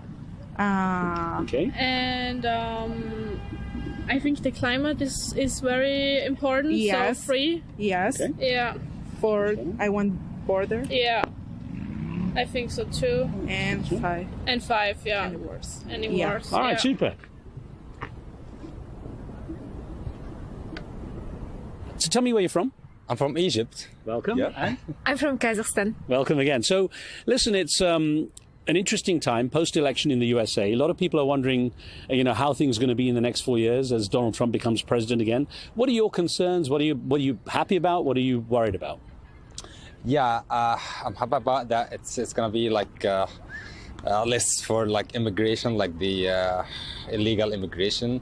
And I think it's going to be good for the economy I mean, the day that Trump won the elections, the stocks went high and everything went very good, so, and crypto, and I have some crypto, so that's good for me. And you? I'm not good in politics stuff, but I believe that it will work for America very good, and not only for America. As I know, Trump has very good relationship with the Russian Federation, and it might stop the war in Ukraine, and I believe that everything happens for the good reason. Well, during the election, they all talked about policies. And we have a board, we're creating a tier list.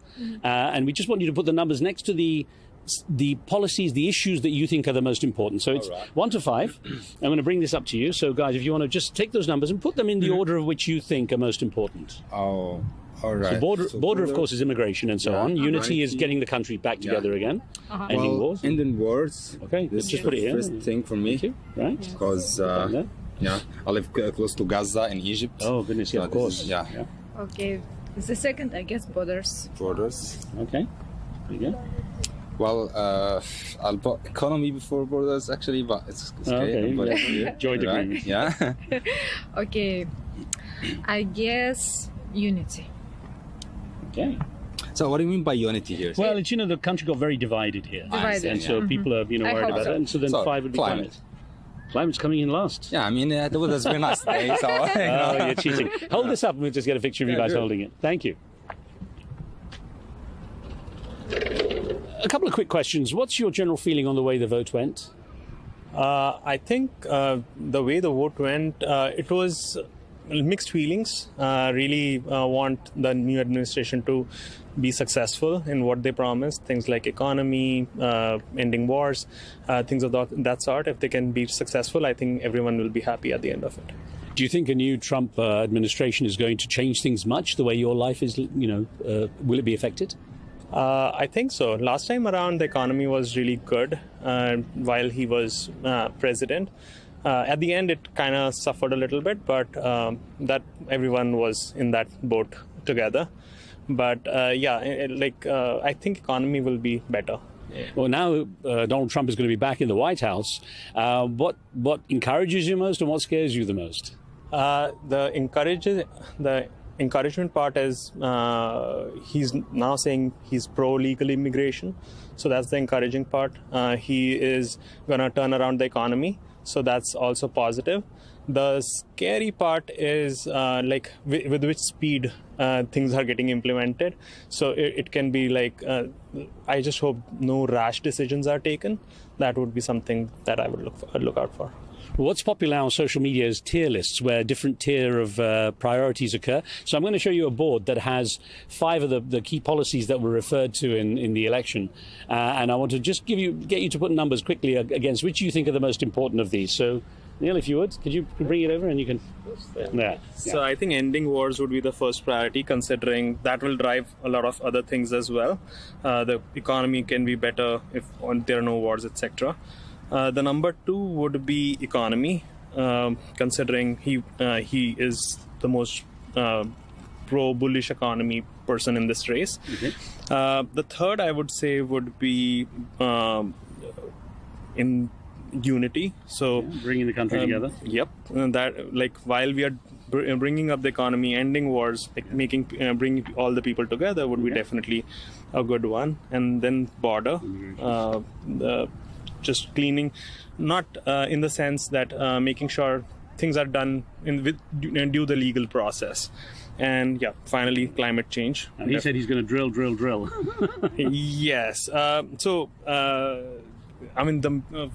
one thing I really want is we need to take a balanced approach, not either this or that way. There is a balance that we can strike. Hopefully, we can come up with that as part of this. Sir, thank you so much. So, guys, tell me where you're from. I'm originally from California, and then I moved to Texas and Maryland. California. Okay, well, welcome. Welcome to the East Coast. Let me ask you, the election's over now. Donald Trump's going back into the White House. People are wondering what's going to happen. What do you like, what you don't like about what might happen? I think it's really an era of uncertainty to try to figure out what's going to happen. I think just to read on people I've talked to, different sides, there's hopefulness, there's some sadness, and there's some joy. But I think really the big thing is people have their fingers crossed, and hopefully we can pull it together and actually just work together for our country instead of all this other stuff. A lot of people worried about the country becoming so divided. This campaign probably more than ever before. Did this concern you? No. You weren't worried about the divisions? Division's bad, and it's the worst I've seen in my life, and gone through a bunch of different presidents. I didn't think it was as bad as some people felt, maybe.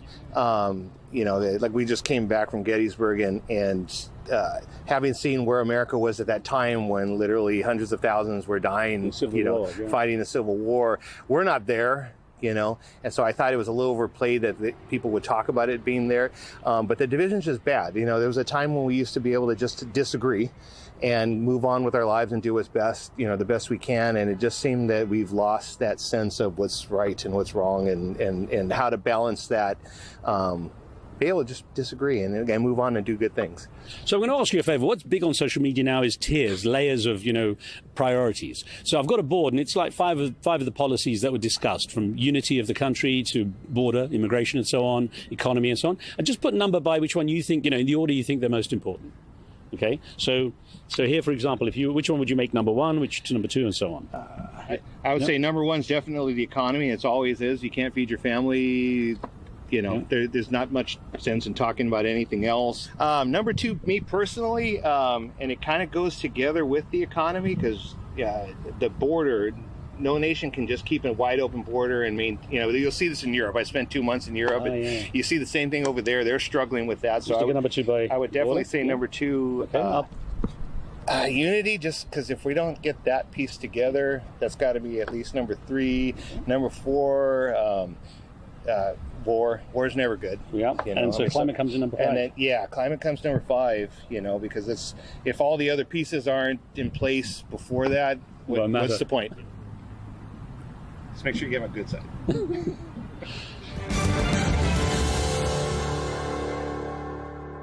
So there you have a sample of the public voice. And that wraps up part one of our 2024 review show. In part two, we'll revisit some interesting topics, like the sensitive debate over assisted dying, the worldwide danger of plastic pollution in oceans and rivers, and even the all-female Saudi psychedelic rock band making waves. Join us for those next time. For now, from me, Riz Khan, and the team, happy holidays and best wishes for the new year.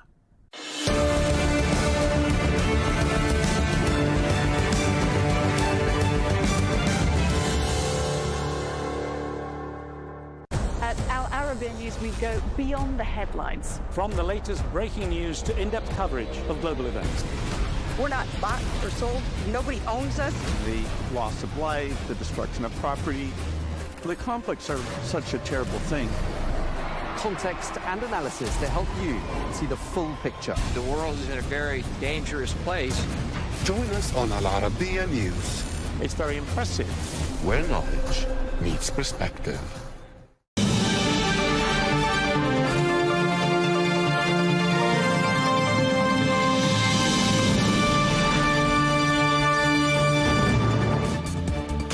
Hello and welcome to Global News Today, bringing you exclusive insights and fresh perspectives from leading experts and influential decision makers every weekday here on Al Arabiya News. I'm Tom Burgess-Watson, and with the holiday season upon us, we've decided to take a look back at some of the highlights from the last few weeks.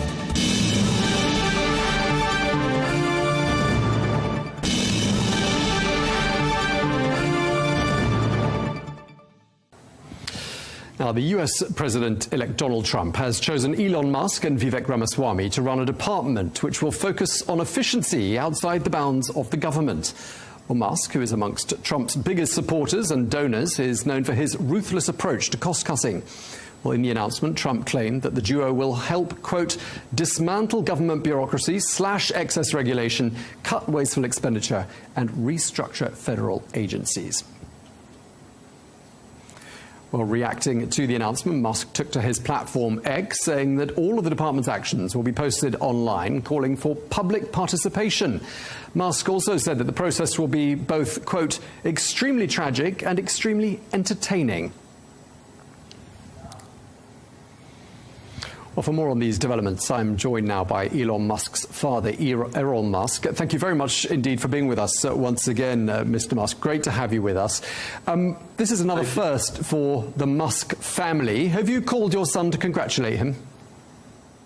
No, I haven't had time to do that. But it's good news, and it's what I've expected, So it's good news, and I think it's good news for everybody. It's time for some house cleaning to be done in these government departments in most places, not just in the United States. You don't sound very surprised about this. I mean, was there, do you think, a sense of inevitability as far as we're concerned, that this was the sort of role that Elon Musk would be given? Well, yes, Elon has a tremendous task on his hands. He has a couple of 100,000 employees and a lot of very, very serious things going on in his life. So he has to be available for all that. He started all that and he has to continue. Can't just walk away from things that are, so much in the melting pot right now. And so time, of course, is a big thing. And I'm very glad to hear that he's going to share this portfolio with the because that will be better.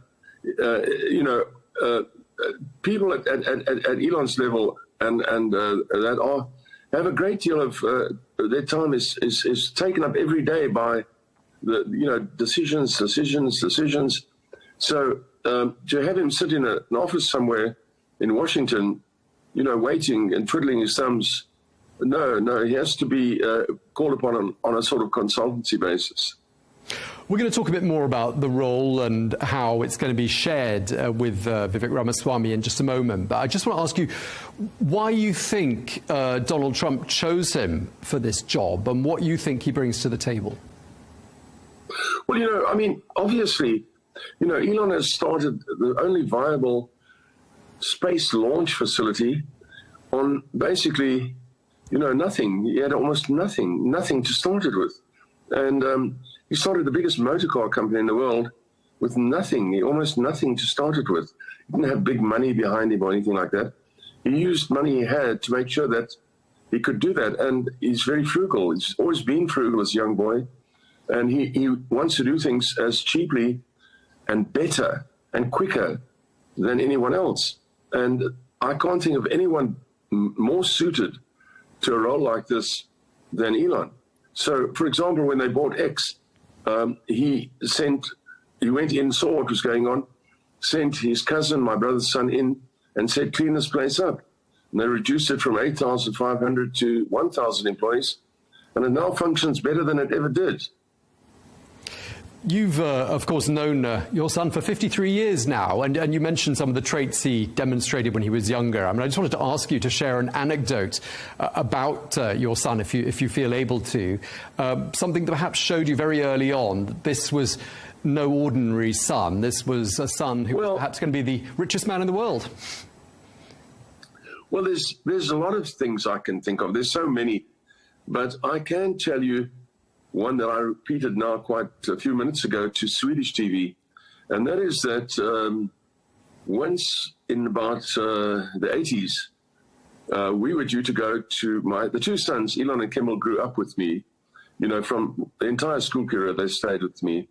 And on a particular holiday in South Africa, we were due to go to a function, a sort of friends function. And it turned out that we didn't have any money. And in those days, you could only get money by taking a check to the bank and cashing it. There were no ATMs and, there were no cards or anything like that. So you went and you could only buy fuel, petrol, gas with cash. And so we were due to go to a place which was some distance away. And we suddenly realized, well, we can't go. And so we were about to perhaps give them a ring and say we can't make it, when Elon said, I have some money in my drawer. He was about 15 or so, and went up to his desk, and he had this big desk I provided for him from our engineering office. And in one of the metal drawers we pulled out was a huge heap of coins. In those days, coins were the way you bought things. I mean, it was more coins than anything else. And there was this huge heap of coins. And we counted out about, I don't know, let's say in dollars, we counted out about $500, $600 in coins. And so we suddenly had money. And the reason was he never spent his pocket money. He never spent it. He never used it. He just didn't spend it. And I think that's a very good indication. You know, with my other children, I can think of, you know, they would usually spend their money in advance. So, you know, so Elon was not like that. He's incredibly frugal, almost to a point of, you wish he wasn't that frugal, you know. He lives in a little house in Boca Chica, two little prefabs pushed next to each other with a gap between them, which they've turned into a sort of barbecue spot between the two. And he lives in the one with his guard, one or two guards, and then the other one is filled with a few bodyguards. And, you know, that's how he lives. And if you want something when you go there, you have to get it yourself. You have to make your own tea or coffee, or if you want a sandwich or something, you have to make your own.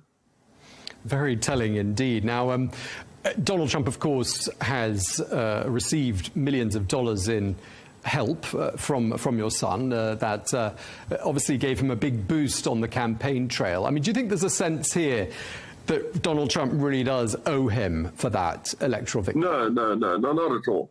Well, yes. I mean, I would say Elon becoming involved was the turning point for, in my opinion, it's a turning point for the election for Donald Trump. I mean, it's a turning point for Elon throwing his weight in. I don't think there's any doubt about that. But no, we don't want anything from the government of America or from Mr. Trump. We already have everything. So we don't need anything. We've got everything already. So what we would like is to be able to help other people to have things and to improve circumstances for other people. We don't want anything at all from in return, nothing at all.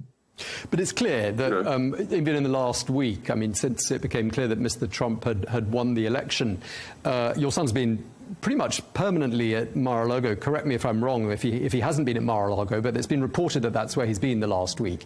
And it sounds, therefore, that he's going to be exerting quite considerable influence on the president-elect and his choices for the rest of the lineup. Yes, but at the same time, Elon is a team worker. You know, he's proved that with all of the people he's got, with you know, all the different companies. He's a great team worker. So he's not going to try and throw his weight around or anything like that. I think you can expect only the best sort of decisions from Elon, mainly because he hasn't got time to become embroiled in arguments or anything like that. I think he will. I think Trump and Elon are very much on the same wavelength. I've followed Trump since the 70s because I've been in the same sort of business. Trump turned the west side of Manhattan, which were railway sidings, into some of the most beautiful buildings in America. And, you know, that's the sort of work I tried to do, I was doing. And, you know, Elon is going to add to Trump's performance, I would say, very much so. Elon is a teamwork, and he wouldn't join if he wasn't completely happy. I know that for a sake, that for sure. I mean, Elon would only do this if he's, you know, totally committed. Otherwise, he wouldn't bother. Just looking at his trajectory over these 53 years, and you mentioned him in the early days, looking after his pocket money very carefully and obviously growing some very successful businesses in his 20s and 30s and 40s. I mean, looking at that trajectory, we don't seem very surprised by a lot of his achievements. I'm just wondering, would you be surprised if perhaps he had his eye on the top job, perhaps in the years to come? Well, you know, obviously a lot of people have gone on to media and said, you know, this is the type of person we would like to have as president. But I think at this time, you know, you don't want to ruffle feathers. I think the same thing could be said to Vivek and to all of them. You know, is your eye on, you know, the presidency in 32 and 28 and so on? No, I think none of us are thinking like that.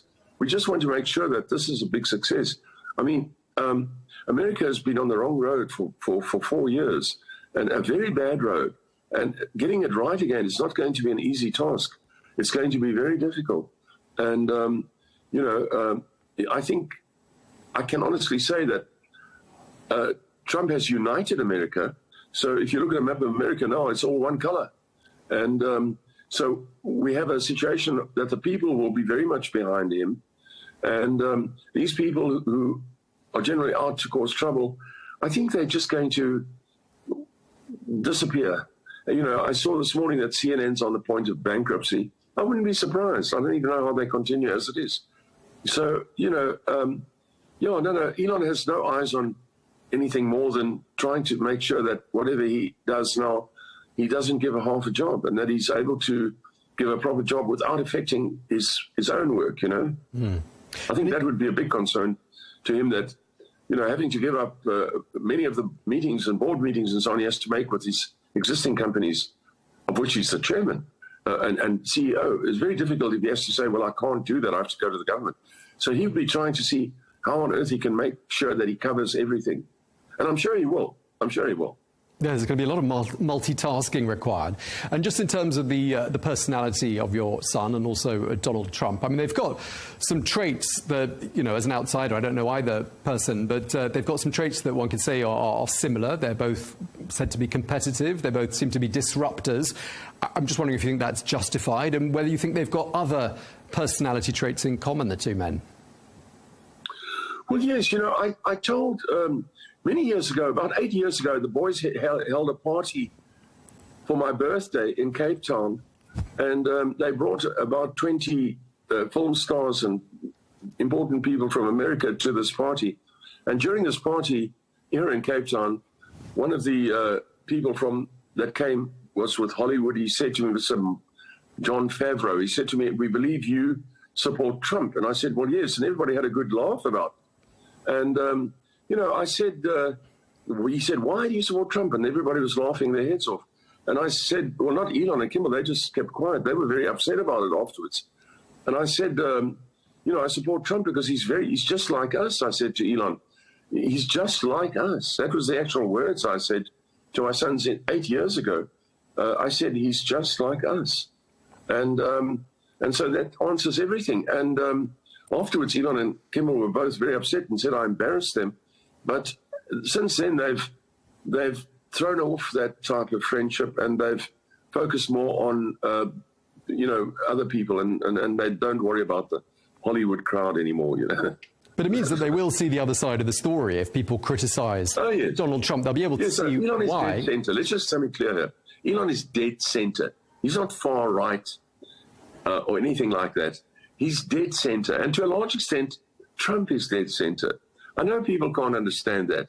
I mean, it was only a few years ago that Trump was, you know, a flaming Democrat, and so was Elon. So they're dead center. And there's no doubt whatsoever in my mind that someone coming to Elon from the so-called left, it was a very good idea. Elon's going to say, oh, I don't want your idea. He's going to say, yes, come and tell us your idea. Elon will be quite happy to take advice from people who consider themselves far left or whatever, you know, because he's not on some sort of limb anywhere. He's right in the middle. And people can bank on that, what I'm saying. Yeah, I mean, it really sounds like you've steered him quite considerably politically during these 8 years and oriented towards a different political path. I'm wondering, what do you think did it? What made him sort of change his views? How did you manage to convince him? Well, you know, I live in the sort of real world. I'm not in America. I live in a world where I unfortunately have to walk around armed all the time. So, you know, a dangerous place. So many of the places in the world don't have that problem. And so I've had to learn from my own experience what works and what doesn't work. And, you know, we'd all like some sort of, I suppose you call it some left-wing utopia. But in reality, you know, life is not about left-wing utopias. It's about the real things that we have to deal with every day. And, you know, Elon is going to be dead center. He's learned from me. I haven't taken it up with him. Unfortunately, just recently, he was kind enough to say to a whole group of SpaceX employees that he learned everything about engineering from me, he announced to the crowd, which I think is rather nice of him to have done. But I said, no, you didn't. You learned yourself. But he has listened to me, and I'm obviously very pleased to see where he is at the moment. He doesn't have to pretend anymore and to try and have friends. And in the past, it was to a large extent pretending so that you could be with people who seem to be fun or something like that. No. Elon is, as I say again, dead center. He will listen to anyone from the left or so-called right. He's not a, anything specific. He's right in the middle. Well, it sounds like he listens to Dad more than quite a lot of other 53-year-olds I can think of. Yes, he listened to me. Is that what you said? Yes. Yeah, they always listen to me. I've always been a sort of big figure in their lives. So it's been moving to another continent and being far away from me to, put Dad, in a pot and put the lid on, so that I'm out of range of telling them what to do all the time. No, things have worked out very well and in that regard. And so, I think we can all be very grateful, and we'll have a safer world now. And I've no doubt whatsoever, even before the end of the year, that the Ukraine war will end, that the people in Hamas, there's two stories in Hamas, there's two versions, there's the argument has two sides, and there will be a settlement in Hamas, in Israel and Palestine, probably before the end of the year. Because the people who were doing it before were not working for that. They were working to keep the war going. Sure. And I did promise I would ask you a few questions about the role that your son is going to be fulfilling, this new Department of Government Efficiency. As we've been saying, he's going to be working on that portfolio with Vivek Ramaswamy. I mean, what's your understanding of what exactly they're going to be doing? Well, I would say the sky's the limit with Elon. Elon will look at things from the bottom to the top. There won't be some, little bit of interference here and a little bit of interference there. No. Elon will look at the whole thing from the top to the bottom. What is the purpose of this department or whatever it is? Who is doing it? And how are they doing it? How many people do it? How many people are? And so on. Elon handles it totally. You have to bear in mind, in 20 years, he's built the biggest car company in the world. So you have to realize that to do that, you have to have an understanding of how things work from the very small to the very big. Yeah, I mean, he's known for a management style that I think by his own admission is fairly ruthless. I mean, he fired a large percentage of the employees at Twitter, 80%, I'm told. Yeah. Do you think that he's got similar plans for some of these government departments? Yes, I would imagine. Yes, I would imagine so. The idea would be to trim. Twitter now operates on 1,000 employees better than it did on 8,000 employees. So, there's no doubt about it that he's going to improve things. And, it's not bad, because a lot of people whose lives are being wasted in jobs that have no real level of producing anything will now be possibly be released into the productive side of the world and into productive employment. And I think that's very, very good. Very, very important thing to do. A lot of these other countries like England are now trying to tax their way out of poverty. You can't do that. You have to put people into production. You have to make things. You have to produce things. And then you will see everything come right. Yeah, I mean, your son said at one point he could find cost savings to the tune of $2 trillion US dollars. That's roughly a third of the total annual government expenditure. And he also said that this is, after all, public tax money that's being wasted. Let's just listen to a clip of what he actually said about that. All government spending is taxation. So whether it's direct taxation or all government spending, it's either becomes inflation or it's direct taxation. Your money is being wasted, and the Department of Government Efficiency is going to fix that. Okay, so some big savings to be found. I mean, where, Mr. Musk, do you think these savings can be identified? Well, he will find all those savings. And I think any sensible people, not just Elon, put in a job like that, who are good at whatever they've been doing, will immediately do exactly the same as what Elon will do. It's not like it's some unique ability. A couple of years ago, the Biden administration earmarked or paid $500 million to have charging stations built for electric cars. No one knows where the $500 million went. No electric charging stations were built. In that same time, Elon put up thousands of charging stations.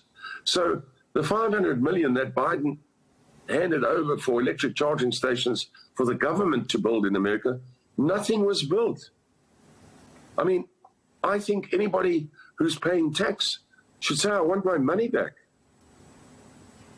Indeed. And I mean, it sounds like, just from what we've been hearing from your son and from what you're saying as well, your son has posted on his own platform X, Department of Government Efficiency, that's about his new job, Doge.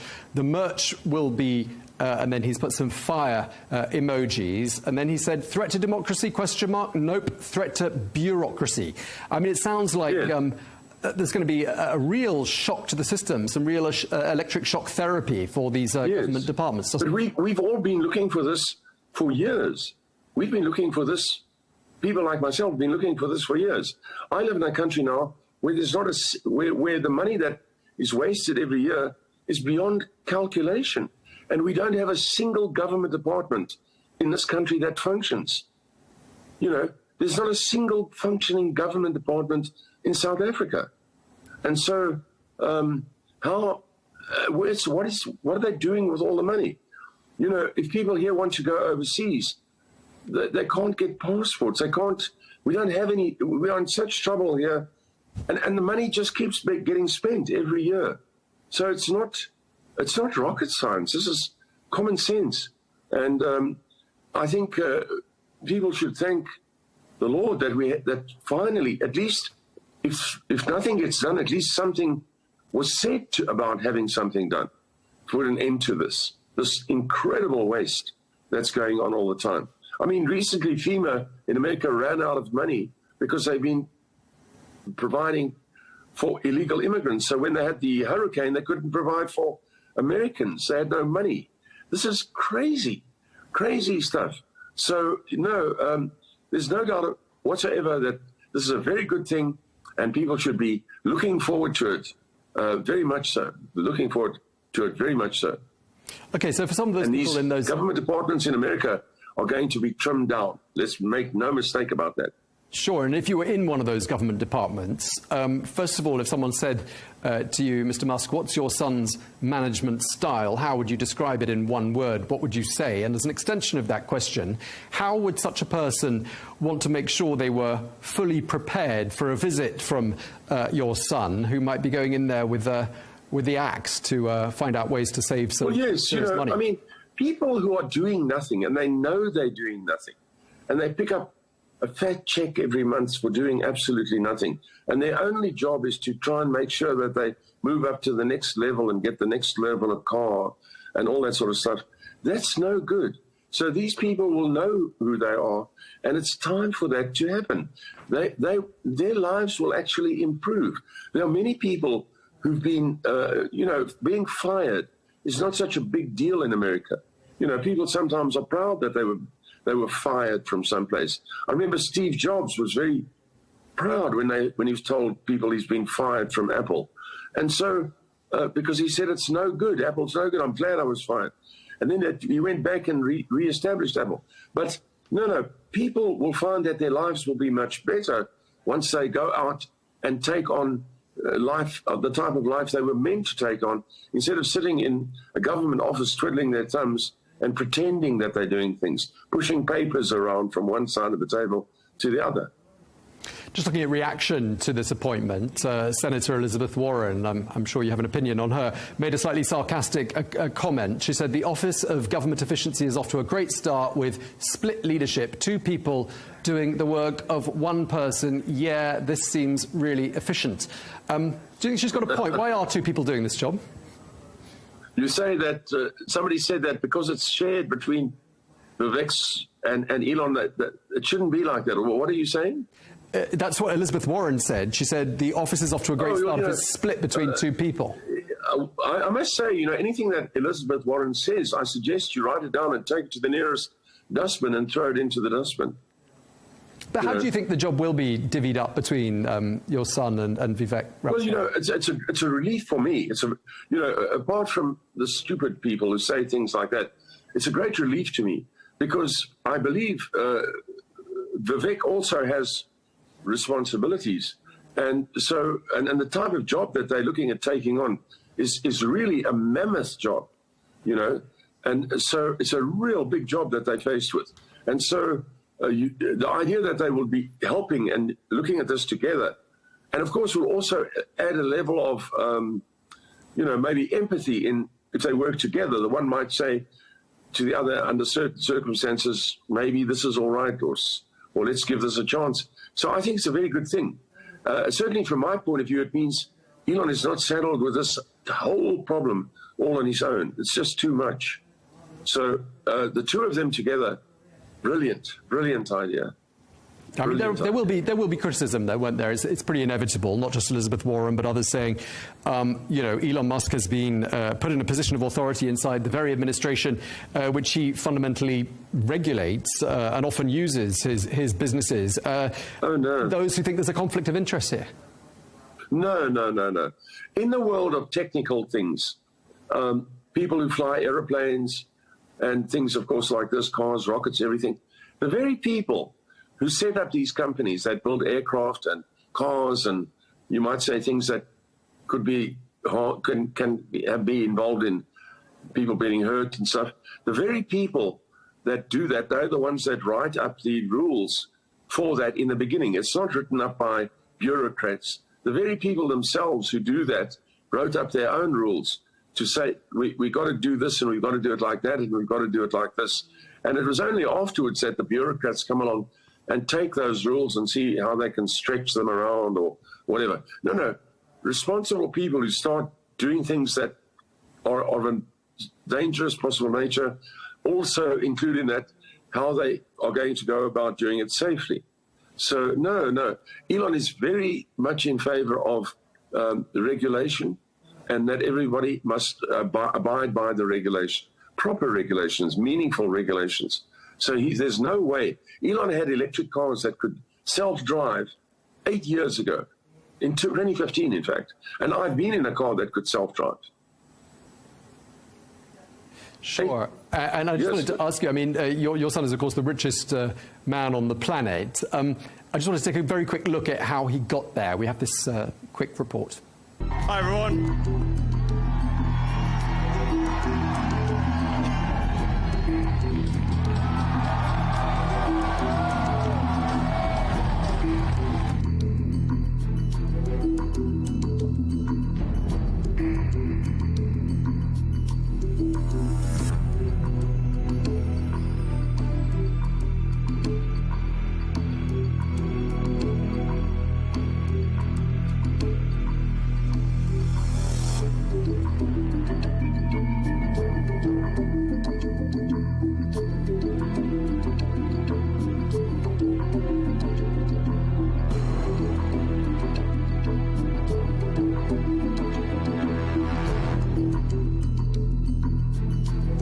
Stage 1 entry burn startup. And they're on your screen.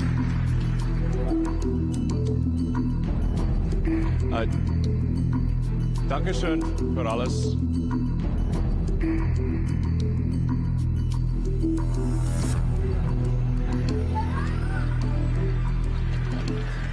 Just lastly, Mr. Musk, it's been great talking to you. It's obviously been a great year for the Musk family, great year for your son. Have you sent him your Christmas wish list, and what's on it?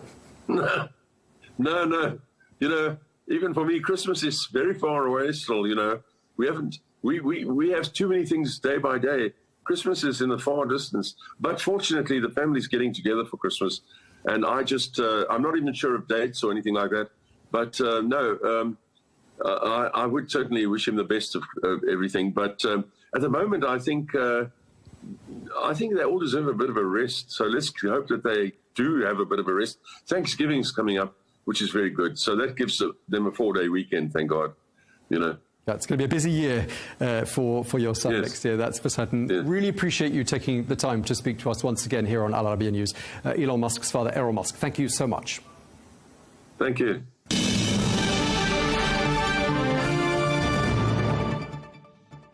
Meanwhile, the Ukrainian foreign minister is calling on NATO allies to send at least 20 more air defense systems to stave off Russian attacks. This following on from the recent strikes on Ukraine's energy infrastructure. Well, let's get some more analysis now from Sir Gerald Howarth, who is the former British Defence Minister. Sir Gerald, thank you very much indeed for speaking to us. The British Prime Minister, Sir Keir Starmer, gave an important speech on foreign affairs at the Lord Mayor's annual banquet in London. We heard a clip of it before we crossed to you. The UK, he says, is going to continue backing Ukraine for as long as it takes. I mean, do you get the impression that the UK has done enough? No, I don't think the UK has done enough, but then the UK has done far more than virtually every other country, except belatedly, of course, in the case of the United States, where President Biden, pressed by Prime Minister Boris Johnson, did eventually take action. But all his actions have been wrung out of him after pressure, a bit here and a bit there, and it's all, I'm afraid, in my view, too late. But the United Kingdom has played an important role, and in fairness to the current government, I think that Prime Minister Sir Keir Starmer has been uncompromising in his assertion that the United Kingdom stands foursquare with Ukraine, but under no circumstances should we or anybody else tell Ukraine to give up their sovereign territory to Russia as a result of its brutal invasion. That would be reprehensible in my view, not least because we are signatories to the Budapest Memorandum, signed 29 years ago this week by the President of Russia, the Prime Minister of the United Kingdom, the President of the United States, under which we agreed to respect the sovereignty, independence and existing borders of Ukraine in return for Ukraine giving up its entire arsenal of nuclear weapons. So Russia is in flagrant breach of an agreement itself signed. Yeah, I want to come back to you on the Budapest Memorandum in just a moment, but I want to pick up on something else you were saying at the beginning there about how a lot of the weaponry that has been given to Ukraine, a lot of the assistance that's been given to Ukraine has come rather late in the day. And I'd just like to ask for your thoughts on that. Why don't you think it was given earlier? Oh, it's perfectly clear. It was not given earlier because of a fear of escalation. We were too timid, in my view. I thought right at the outset that we should do absolutely everything possible, throw as much weaponry in support of Ukraine as we possibly could. It frustrated me that the Germans weren't prepared to send tanks, the Americans weren't prepared to allow F-15s to go to Ukraine. And it was all just too little, too late. And Putin could see that and has taken advantage of it. When all those tanks were lined up outside Kyiv, when they were stuck in the mud, I must say at the time I thought, well, the answer is just zap the whole lot of them and send them back to Russia. But the fear of escalation has dogged us all the way through. And Putin's played upon it. Indeed, that's something we've heard a lot from our Ukraine guests, the psychological dynamic to this warfare. Do you think with the benefit of hindsight, you'd say that there should have been boots on the ground? Ukraine's allies should have sent in soldiers?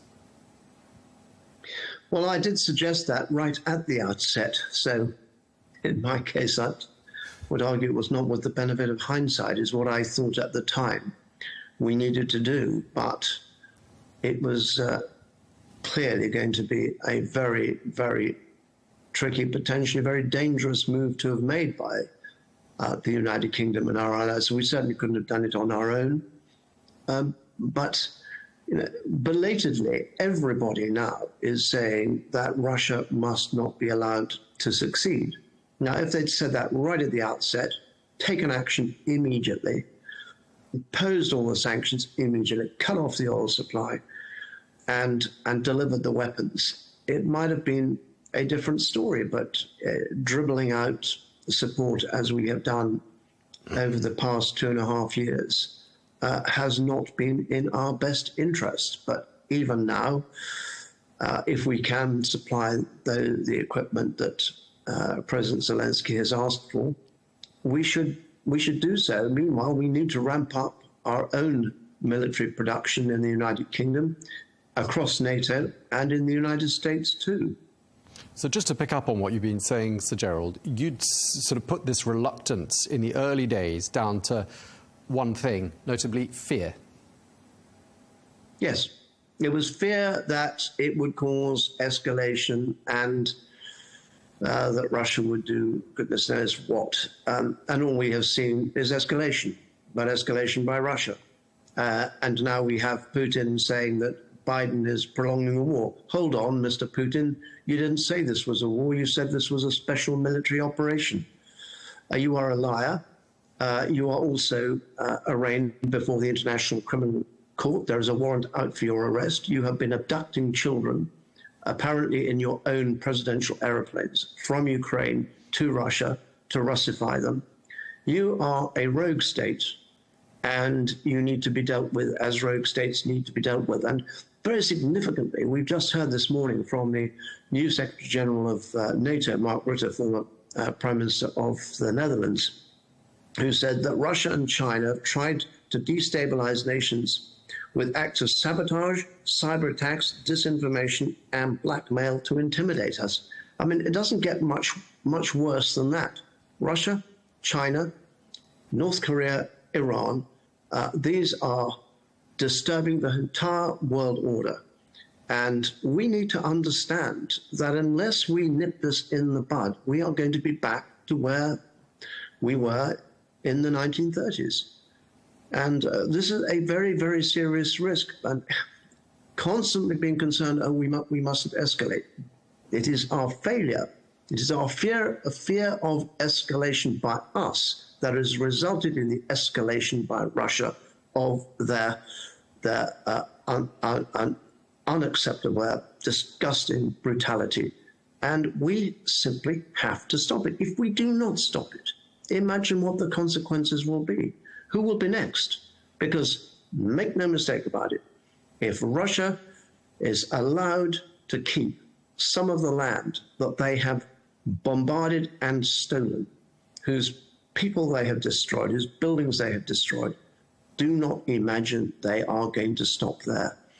And you've heard today that the Kremlin has said that if NATO agrees to allow Ukraine to cede land to Russia and maintain and join NATO for what remains of Ukraine, the Kremlin would not accept that.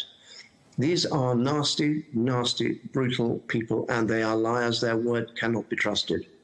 And yet, Sir Gerald, the British Prime Minister seems to be conceding to the fact that there should be and there will be a negotiated end to this conflict. Should Ukraine's allies, in your opinion, sit down at the negotiating table and negotiate with Vladimir Putin, given what you've just said about him? Absolutely no way whatsoever. As I said right at the outset, the only people who are authorized, who have the right to cede part of their sovereign territory to another state are the people of Ukraine. If that is to happen, it must be a decision for them, and it is not our business either to advise them so to do, let alone to negotiate on their behalf with a brutal, repressive regime like that which operates in Moscow.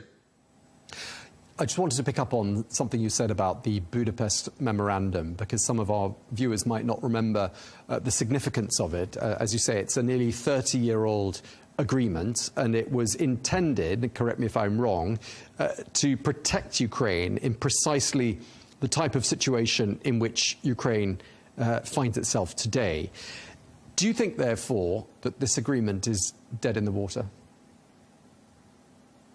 Oh, clearly it's been dead in the water since the 22nd of February 2022, when Putin launched his brutal invasion of Ukraine.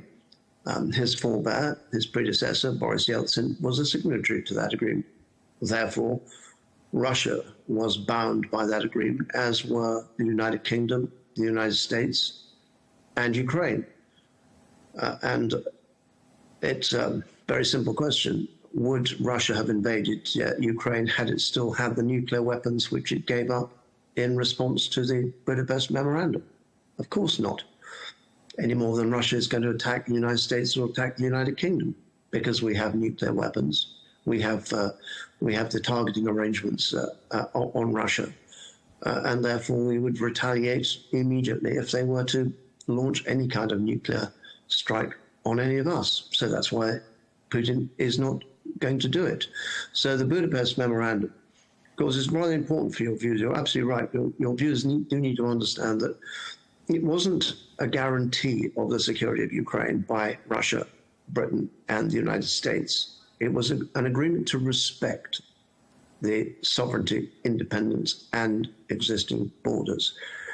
And how you interpret that word respect, of course, is challenging. The agreement does, it's only a page and a half long, does provide for any disputes to be referred to the United Nations, but we've seen that that's been completely worthless. So it brings us back to, well, what did we mean by respect in this regard? And I have discussed it with former Prime Minister John Major when I was chairman of the All-Party Ukraine group in the United Kingdom Parliament. And I don't think that he had any clear idea any more than I do as to exactly what respect means. But in my personal view, it was very clear that in exchange for giving up all those nuclear weapons, and they were about the third largest arsenal in the world of such horrendous weapons, we, the signatories, Russia, United States, United Kingdom, agreed that Ukraine was a sovereign country, that its borders should be respected, and that's all been breached. And therefore, the United Nations being useless at doing anything about it, we are trying to do something about it. And I think that if, I repeat, we should be under no illusions whatever. If Putin is allowed to keep the land that he has stolen, he will regard that as a victory, albeit not the victory intended, because he intended to take the whole of Ukraine. He will still regard it and proclaim it as a victory. And then he will be emboldened to take action elsewhere. And we will be faced with a similar problem. And we will say to ourselves, well, we mustn't escalate. And the man who will escalate will be Russia, will be Putin. Serious times, and I hope your viewers out there in the Gulf do understand just how serious it is for them as well, because if Russia, as a rogue state, is emboldened, so will Iran be emboldened, although Iran has been seriously damaged by Israel and by the failure of its proxies, Hamas, Hezbollah, and the Houthis, to destroy Israel. Nevertheless, do understand that they will be emboldened if Russia succeeds. Given what you were just saying about the Budapest Memorandum, given what you've said about the weaponry coming so late in the day and the hesitancy that we've seen from Ukraine's allies, you paint the picture that really Ukraine has been let down quite badly by its Western allies. Is that a correct assessment of what your take is on the situation? Yes, I suppose the simple answer has to be yes, albeit that I do think that the whole of the West eventually came round to understanding the importance of supporting Ukraine, and to a greater or lesser extent, sovereign nations, particularly NATO members, have come to their aid. We've also, of course, provided refuge for many displaced Ukrainians who have fled the country. So I don't want to be overcritical, but this is politics, and I do want politicians to understand that if you appease an aggressor, you pay a big price. We have effectively appeased Moscow, and we are paying a price, and the Ukrainians are paying a very high price indeed. And I just feel that we should have acted more boldly and more quickly. I do salute Boris Johnson, who in my view, took the lead on this, and without whose leadership we certainly wouldn't have had the Americans coming in and support. And I do find it astonishing that Republicans, you know, I'm a conservative, I'm a Republican in American terms. I find it very depressing that our Republican friends have been so negative towards Ukraine and so completely failing to understand the international ramifications of their failure to support what President Biden ultimately began to do in the way of practical hardware support to Ukraine. I've expressed this view to some of my friends in Washington, one of whom said that generally you need to understand they're just ignorant. And I do think that there is an element of isolationism in America. They go through periods of isolation from time to time. And there will be Americans who do not see Ukraine as being part of their business, as indeed there are people in the United Kingdom who take that view. But we come back to the Budapest Memorandum. Both the United States and the United Kingdom are signatories.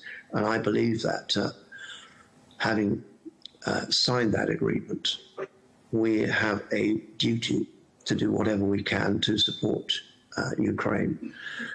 And frankly, the sooner Ukraine is in a position to join NATO, the better the security of Europe will be, because NATO threatens nobody. NATO is a defensive organization.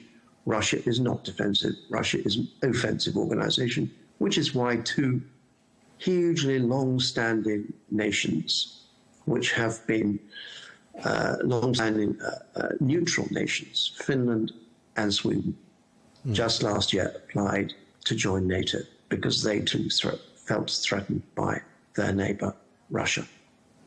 Yeah, of course, talks are happening in Brussels today. The NATO allies are assembled there talking about the situation in Ukraine, and perhaps not resolute in their opinion and not speaking with one voice in terms of having Ukraine join the fold just yet. But just lastly, I mean, this is my last question to you. I just want to ask you, I mean, going back to where we started, talking about Sir Keir Starmer and what he was saying last night, and picking up on what you were saying about Donald Trump's incoming administration and Republican hesitancy towards Ukraine. How do you rate Sir Keir Starmer's chances of lobbying, whispering to Donald Trump and trying to bring him around to his way of thinking, many European nations' way of thinking on the subject of Ukraine? Do you think he'll succeed? I genuinely don't know. I mean, one of the interesting things about Donald Trump is that one never knows quite what he's going to do next. And one imagines that actually he doesn't know what he's going to do next. But I do remember in 2016 being very concerned about his rhetoric about NATO and possible US withdrawal from NATO. And I bumped into the Prime Minister in the lobby of the House of Commons whilst we were voting on something. And she was just about to go to America to meet the new President Trump, the first overseas leader to see him. And I said to Theresa May, Prime Minister, when you go to Washington, please make it absolutely clear to President Trump that NATO is not just in the interests of the security of Europe, but it's also in the interests of the security of the United States. And Prime Minister May smiled at me and said, Gerald, I've already done it. And we saw that, in fact, he rode back from some of his rhetoric on NATO, that the United States remained a key member of NATO. But there was one change of significance resulting from Donald Trump's election as president, and that was that a number of European countries, members of NATO, stepped up their spending on defense, something that not just President Trump, but Prime Minister Cameron, when he was Prime Minister here, also called on those nations which were not spending 2% of GDP on defense should do. And that was a very positive result of the first Donald Trump presidency.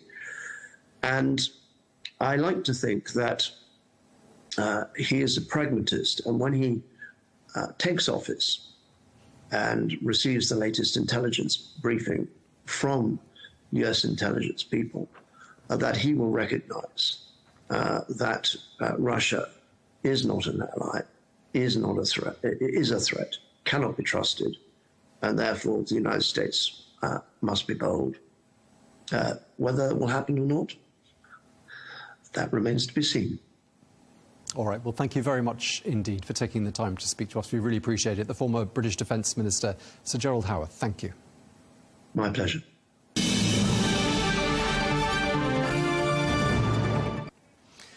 Now, the Ukrainian President, Volodymyr Zelensky, says that Russia likely launched an armed intercontinental ballistic missile at the city of Dnipro today, while Zelensky accuses the Russian leader Vladimir Putin of using Ukraine as a weapons testing ground. Well, this follows earlier reports that said that the missile launched by Russia was ballistic, but not an ICBM. Well, Ukrainian air defences shot down 6 Kh-101 cruise missiles during the attack. Well, the launch is the latest sign of mounting tensions in the war after Ukraine fired US and British-supplied missiles at targets in Russia. Well, for more, we can cross to Kyiv now and speak to Olena Sotnik, who is a former MP and advisor to the Ukrainian Deputy Prime Minister. Thank you so much for taking the time to speak to us. Russia is reported to have launched these intercontinental ballistic missiles today at Ukraine. It's the first time, we gather, this type of powerful weapon has been used in the conflict. What more can you tell us about that and the level of damage that it caused? First of all, I think that it is about geopolitical damage for those who really care about international agreements, international rules, because with this, Russia demonstrated that they can blur the lines of international law and treaties. It's not like, of course, tactic nuclear weapon, but still it is kind of the signal that they can use intercontinental weapon without using air support. So for thousands of kilometers. For us, it's not just a threat to Ukraine now. It's already threat and very clear threat, very clear signal to all our partners, and I think that that reaction should be, very harsh. And even those who've been somehow flexible with Putin and thinking about getting agreement with him, they should be now very direct that this is the red line, and Russia is like playing with very dangerous kind of, risks and possible reactions and possible ruining the balance of also nuclear deterrence is there. So we should be very cautious about that. And for sure, that's, kind of more psychological threat. It is attempt, first of all, to put pressure on Ukraine, to threaten people, to threaten civil population, first of all, because what Russians doing for the last month, they're just hitting civilian areas, they're hitting residential houses without any limitations. Sure, and I wanted to ask you about the significance of Dnipro. It's a city in the central eastern area of Ukraine, and it's been the target of quite frequent Russian attacks lately, and I'm just wondering why you think that is. First of all, because that's one of the biggest cities on the, not on the front lines, but near the front lines. With all the capacities and which supporting, first of all, humanitarian support, medical centers are there, and they're helping to those who, for example, relocated from front lines. There are a lot of IDPs living in this city. There are a lot of, as I said, hospitals there which supporting people who've been wounded, both civilians and military people. And of course, it is, one of the main cities in terms of logistics, in terms of helping to east of Ukraine. And it's one of also of the biggest economic centers. And when you are a country in the war and your budget is really stretched and GDP is very important to continue the fight, and Ukraine really has a huge deficit, economic center like Dnipro also very important. That's why, of course, Russia is trying to break this line.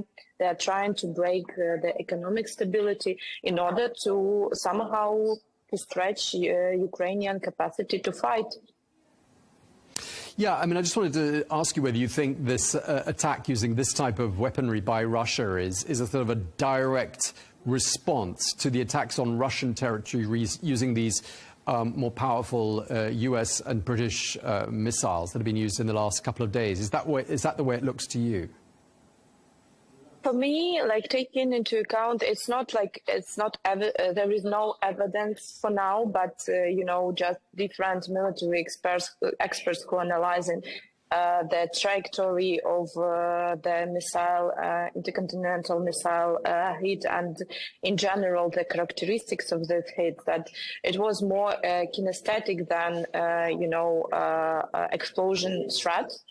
And it means that what is Putin trying to do? He's trying to showcase that he is more powerful than he is in reality. And for sure that now he has the only one argument nowadays, to threaten those who are vulnerable. I mean, civilians, ordinary people in the cities which are not maybe defended as strong as, for example, Kyiv or other cities in Ukraine. And he's attacking, for example, Kryvyi Rih or Sumy, cities near the forefront, and they're attacking civilian areas. What they're trying to do, they're trying just, to frighten us, to frighten people. But in reality, that's everything about demonstrating additionally that there is no military capacity to win, but there is very terroristic style of approach to terrorize civilians, to terrorize cities, and to showcase probably mighty, but as we can see, there is nothing there in terms of the military capacity. Let's just examine this decision by the British and the Americans to greenlight the use of these weapons. I mean, obviously there's been a lot happening in the United States in the last few weeks, and it's reported, that in his final 2 months in office, President Biden really wants to try to get Ukraine into a strong position ahead of eventual negotiations.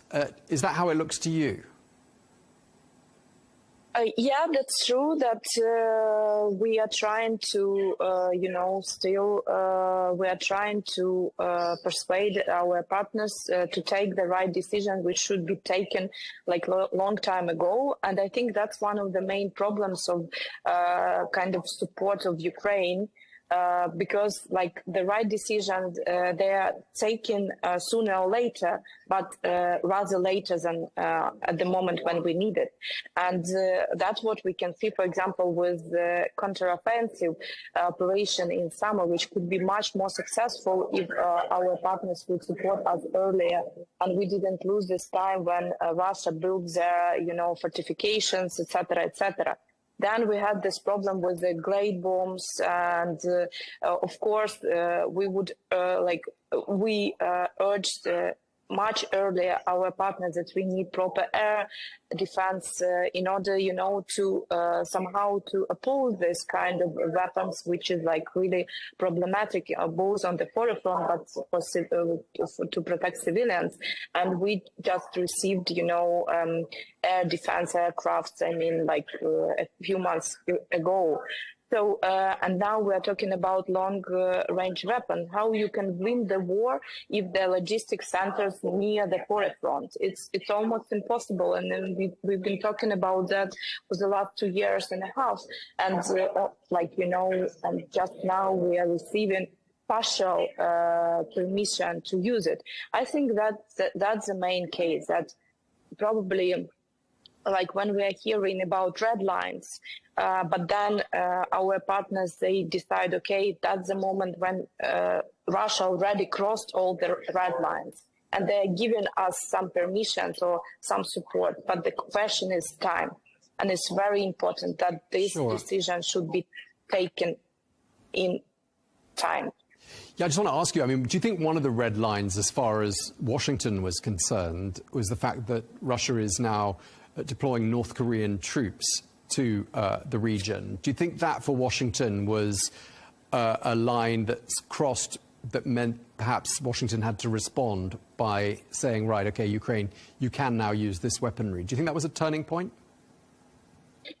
You know, I don't know if it was a turning point, but I can tell you that in general, for the international perception of the war, Russian war in Ukraine, we should already be cautious that it's becoming now not like regional war, but it's becoming international. And the main worry of United States, of course, was always China and Asia. And now when, it is a clear triangle of Iran and North Korea involved and Russia in the same, in the same level of raising the risks. I think that it's time to understand that there is no division between these different regional wars. It is everything in one package, and if we want to somehow deter this, and if we want to prevent huge escalation, the way how to deal with that, that's the way how to deal with the international conflict, where already as Asia threat of risk, Asia threat of conflict is already there, because we have fact of deployed North Korean military forces, and it's becoming really frustrating and probably more decisive movement needed. I mean, we're 33 months into this war now. This week we passed the 1,000-day mark of conflict, and it really feels, looking at it from the outside, that things are coming to some sort of a conclusion, that things are escalating to the point that they've got to come to some sort of an end. Just so much back in the news cycle in the last couple of weeks. I mean, is that how things feel where you sit in Kyiv? The war continues and people dies, and we continue to fight for each centimeter of our territory. I just want to remind you that thousands of Ukrainians on the occupied territories now, and they under the threat of death, tortures, etc., etc. So it is very hard to say that we are coming to conclusion. What kind of conclusion? That's the main question.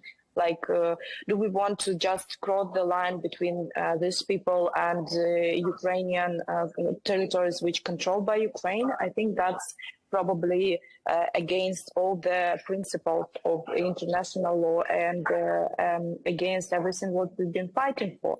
So I wouldn't say like this. It's very difficult moment when, a lot of unclarity, a lot of frustration because of the different political cycles in different countries. Basically, I'm talking about United States and some European countries. We can see that, it's more internal policy is becoming more important than international or external threat. And I think that it should be frustrating for everyone who is taking care about the future stability of the continent, but also about the future stability of the world in general. Yeah, but I mean, I think what I was getting at as well is the fact that, you know, in 2 months from now, there'll be a new president in the United States, and you allude to that as well. And of course, Donald Trump saying he's going to end this war. And I'm just wondering how people in Ukraine think he's going to do that, and at what price? That's a very good question. Of course, we can have a lot of scenarios, but I can tell you what will work. The only one decision, that Ukraine is a main member of NATO, because any other decisions and, to stop to have the ceasefire, for example, doesn't mean to stop the war. And to stop the war, you need to have, effective measures and effective methods of deterrence, and you need security guarantees. And NATO is the only one security guarantee which can somehow, gave us the perspective of safety and not repetition of the invasion in the future. And then the question is if Biden is ready to, to move on and to talk about Ukrainian membership in NATO. That's the main question. But in terms of the territorial price, I mean, at the moment, 1/5 of Ukrainian territory is under Russian control. I mean, do you imagine a day, or do you think it's realistic that Russia is going to relinquish control of areas of the country that it's captured? Yeah, but that's all depends on, on the general strategy of our partners and Ukraine. Ukraine is fighting for their territories. It is about our sovereignty. It is about international law. Like, there is nothing to discuss. The question is, of course, we are dependent from our partners, and what would be the general solution? What would be, the understanding of the future of this world? Because, okay, if people, or for example, United States or Trump is ready to put pressure on Ukraine to give up on the territories, he should expect that the same could happen in other areas, in other regions. And then the question was the possible, conflict in Taiwan, then how he will deal with that. So I can't tell you because it's for sure not Ukrainian interest. And Ukrainian interest to restore the sovereignty, to restore the control over our territory, and first of all, to to provide guarantee for Ukrainian people who are staying on this occupied territories without law, without any guarantee for security. Okay, well, I'm afraid we're out of time, but I really appreciate you taking the time to speak to us. Elena Sotnik, thank you very much indeed for your time today. Thank you. Bye.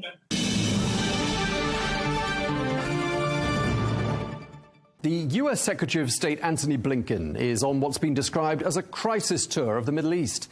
Well, his first stop is Jordan, where he arrived earlier on today, and his visit comes 5 days after the overthrow of the former Syrian President Bashar al-Assad. So what is Blinken trying to achieve here? Well, Washington's top diplomat is pressing for a Syrian-led transition in Damascus, aiming to pave the way for a new inclusive government and open channels for humanitarian aid. Well, Blinken also says that the US government will fully support the new government in Damascus, and he wants to get neighbouring countries on board as well. Well, tomorrow, Blinken will fly to Turkey. Well, in recent days, neighbouring Israel has been carrying out large-scale strikes on Syria, which Israel says are intended to destroy strategic weapons in the country. Well, shortly after Assad fled Syria, the Israeli Prime Minister Benjamin Netanyahu announced that he'd ordered his army to seize the demilitarized zone in the Syrian-controlled part of the Golan Heights, a move viewed by some countries as a violation of a 1974 agreement which established the UN patrol buffer zone. Well, to tell us more, we can speak now to Dan Meridor, who is the former Israeli Deputy Prime Minister and Minister of Intelligence, who joins us from Jerusalem. Thank you very much indeed for joining us, sir. Did you see... Thank you. Good to be here with you. Thank you. Did you see the fall of Bashar al-Assad coming? No, I did not. As many things in recent years or in my life experience, we are sure that we know enough, with good intelligence, good assessment, and we make mistakes. One was at the 1973 war. The other was on October 7th, 2023, last year, with the attack of the barbaric Hamas group and then the attack of Hezbollah on us. And yes, we did not see the fall. I did not see the fall of the Assad regime, I have to say. Let me just make clear, I'm not the government now. I'm not in the government. I speak for myself. And maybe other people knew. I don't think so. Things sometimes happen that we don't expect. And it's after over 50 years of the Assad family rule over Syria, not a very democratic rule, I have to say. But the collapse of this regime is creating an opportunity for a new era for Syria and for all of us. Yes, indeed, and I appreciate you pointing out that you're a former minister and a former deputy prime minister. You do not represent the government of Israel. But tell me this, do you think people in Israel feel safer without Bashar al-Assad in power in Damascus? Well, I would say this, we don't know what comes next, and it's in the making now. Maybe Secretary Bill Blinken's visit has to do with that, and the talk with Turkey, which might have had something to do with what happened in Syria, has to do with that. If in the end of this transition we have a stable and prosperous and peaceful Syria, this will be good for all of us. It is outside this axis of Iran, Hezbollah, Syria, that really was hit quite badly because of their stupid attack on us. And if what we see is a good neighbor, good for them, first of all, and not a dictatorship, not a regime like the Assad family had there, but a more stable and prosperous regime, it's going to be good, first of all, for the Syrians, and then for the neighbors, including us. We've heard numerous reports of Israeli strikes across Syrian territory during the last few days. The latest strikes reportedly close to Damascus. What's your understanding of what Israel is trying to achieve here? Well, here I have to repeat, I'm not speaking for the government. I don't have in my possession the calculation. People say in the press that they wanted to make sure that those who come in will not be the Al-Qaeda sort of people who will be a big problem for all of us, but I can't tell you. Assad had, I suppose, had been piling up capability of chemical weapons, maybe chemical weapons. This might have been the target. I'm not a good source for this question. I don't know the answer.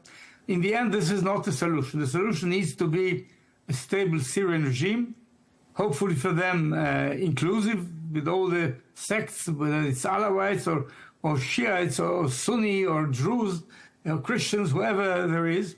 And maybe Syria will try to catch its place in a more normal atmosphere than in the past. What happens now is people try to make sure that their interests are guarded, but in the end, it's the Syrian interest that should be taken into account, hopefully by a stable and peaceful regime. Indeed, but when we look at these 500-plus Israeli strikes that have been carried out across Syria during the last few days, I mean, I know you can only speculate, but there are a lot of people speculating as well on Israel's behalf that this is all part of some sort of territorial expansion plan. What do you say to that? As I said, I don't speak for the government, and to tell you secretly, nobody here is I'm in opposition to the government, so I'm not the guy to ask. But I don't think it's an expansion plan. This seems crazy. I don't think so. What we need is a stable and peaceful neighbor, not expansion. What is expansion for? I don't think that's the goal. But again, you need to find somebody from the government, and they will answer you more authoritatively than I can do. Are you encouraged by the messages we've heard coming out of the new leadership in Damascus? Well, I see television. I hear the press. I don't know who speaks for what. Whether Mr. Julani is seeking peace and stability and good neighborly relationship, then it's great. If it's not there and if he does not consolidate the power, I don't know who comes next. It's a big question mark. No doubt the Assad regime was not one of the good guys, first of all, for Syria. They massacred hundreds of thousands of Syrians in what they called mistakenly the Arab Spring. It was a very heavy spring then. So it was not a good regime for the Syrians, first of all. Now they fled, they're out. Will there be a better regime? No, they can take the option or the example of Egypt, who had peace with us, and I think is gaining from it. No Israeli or Egyptian was killed or wounded in over almost 50 years now. Jordan and Israel have a peace treaty, another peace treaty that works well for both sides. It's not that all problems are over. We have the Palestinian question that is not yet resolved and needs to be resolved. But there was the Iranian Axis threat that was threatening not merely us, but what they call the moderate Sunni countries, both the nuclear ambitions and the subversive activities all over the place with the proxies. And if the ISIS has been dealt a blow, I don't think people should be sorry for that. Will there be a stability? I hope there is, and I hope we can contribute to that. As we said in the introduction, the US Secretary of State Antony Blinken is in Jordan on this so-called crisis tour. I believe it's his 12th visit to the region since the 7th of October attacks of last year. What do you think he can achieve during this regional visit? Well, I have no clue as to what he is about. I think that, first of all, Jordan might have been on the target list of the Iranian Axis, and they might have been trying to destabilize it. I hope this is somewhat, if not over, at least much weaker challenge now. Jordan is a neighbor of Syria. And in the past, Syria attacked Jordan in 1970, trying to topple down the regime. And we have helped King Hussein to survive, if you remember that. I think that Jordan has an interest. They have, I think, many Syrian refugees in Jordan. So I think the feeling that America is in good context, an ally, if you like, with Jordan is important for Jordan. There is a vacuum here. If really what we see is a weakening of the Iranian influence here, who fills in this vacuum? I think if America steps in, it's good for everybody. If others will step in, I don't know what the result will be.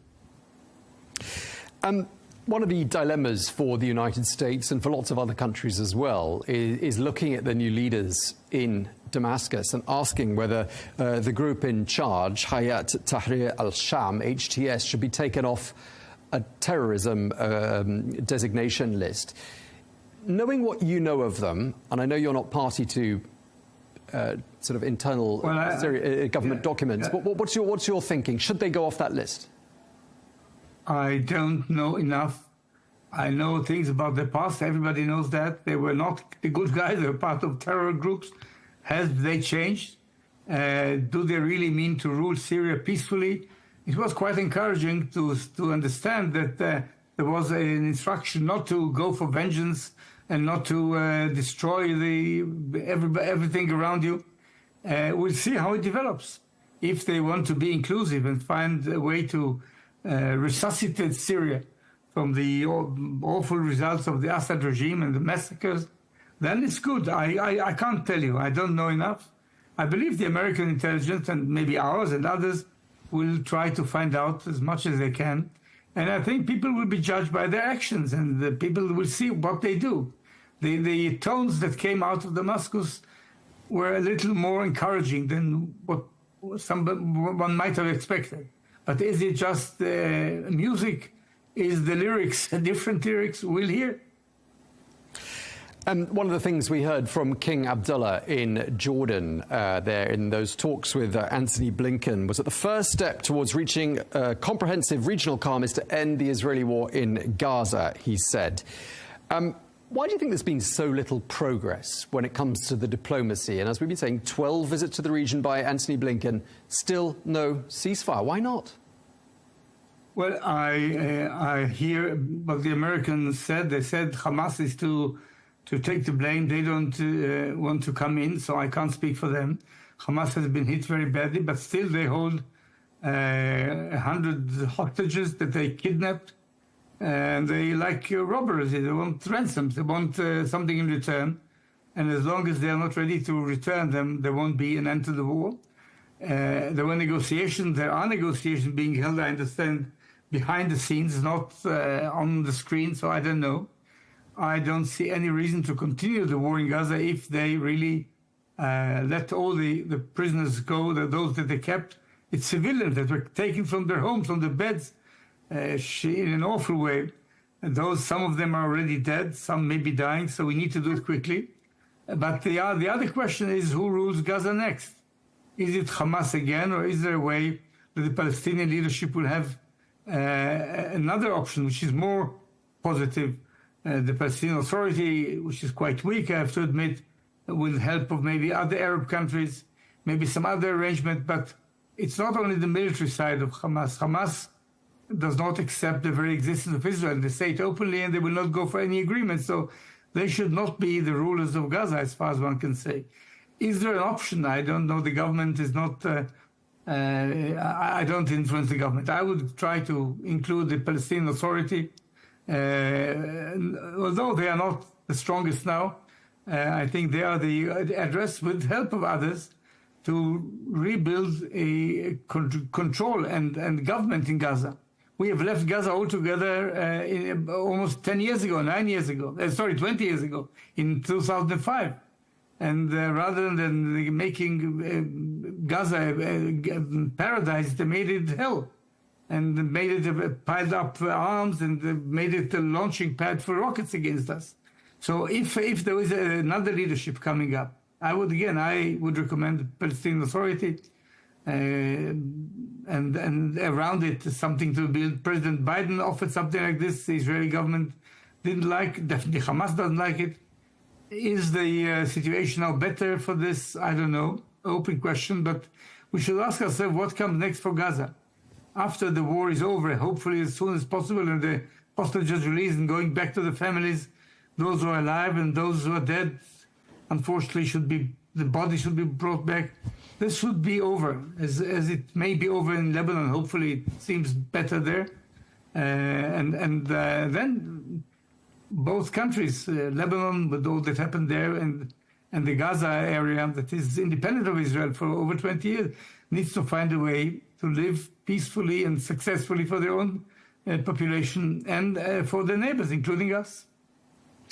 Just lastly, sir, obviously there's 5 weeks left of the Biden administration, so I'm not sure whether Antony Blinken, the US Secretary of State, is going to be able to achieve a ceasefire deal before President Biden leaves office. Then, of course, comes President Trump with a new team.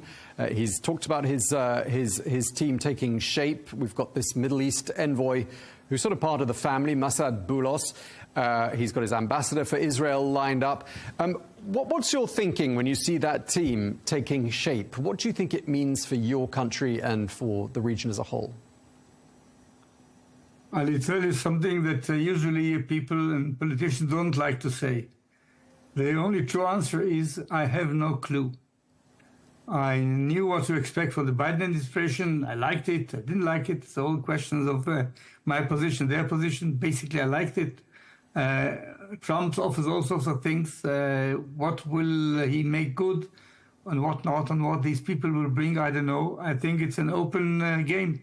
Hopefully, they will do the right thing. That is to say, stabilize the Middle East, back the more stable forces rather than the revolutionary forces, build a front to help the allies of America, Saudis, others, and Israel against the possible Iranian subversion. But then in the end, hopefully even find a way to live with the Iranians, who have their own right to live there, but not to turn the Middle East into chaos. So it's about policy in the Middle East. It's an important area for America, for the world, for all sorts of reasons. And there is, I think, will to try to stabilize it.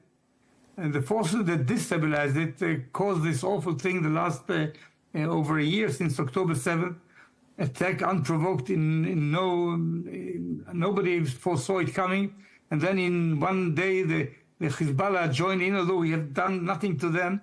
And the whole thing went into chaos. And a lot of lives have been lost, a lot of destruction. And this is bad. So can we go back to normalcy? Not to normalize war and subversion and terror, but to normalize normal life. America stands for this usually, and whether it's Biden or Trump or whoever the president is, I hope America will do whatever they can to help bring about a stable and peaceful Middle East. Okay, well, we're going to have to leave it there. Thank you so much for your time, sir. Former Israeli Deputy Prime Minister Dan Meredith, thank you for your time. Thank you.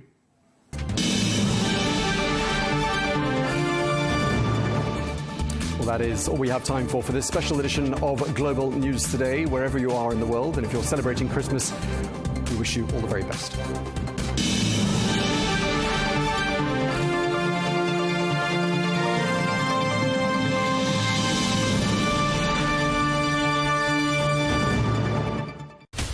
From the White House to Gaza, Kyiv to Beijing, elections, economics and the environment compete with conflicts and other complex issues for our attention. In an age of fake news, deepfake and artificial intelligence, they've got to have a vote and a say. It's important to look beyond the loudest voice to understand the truth.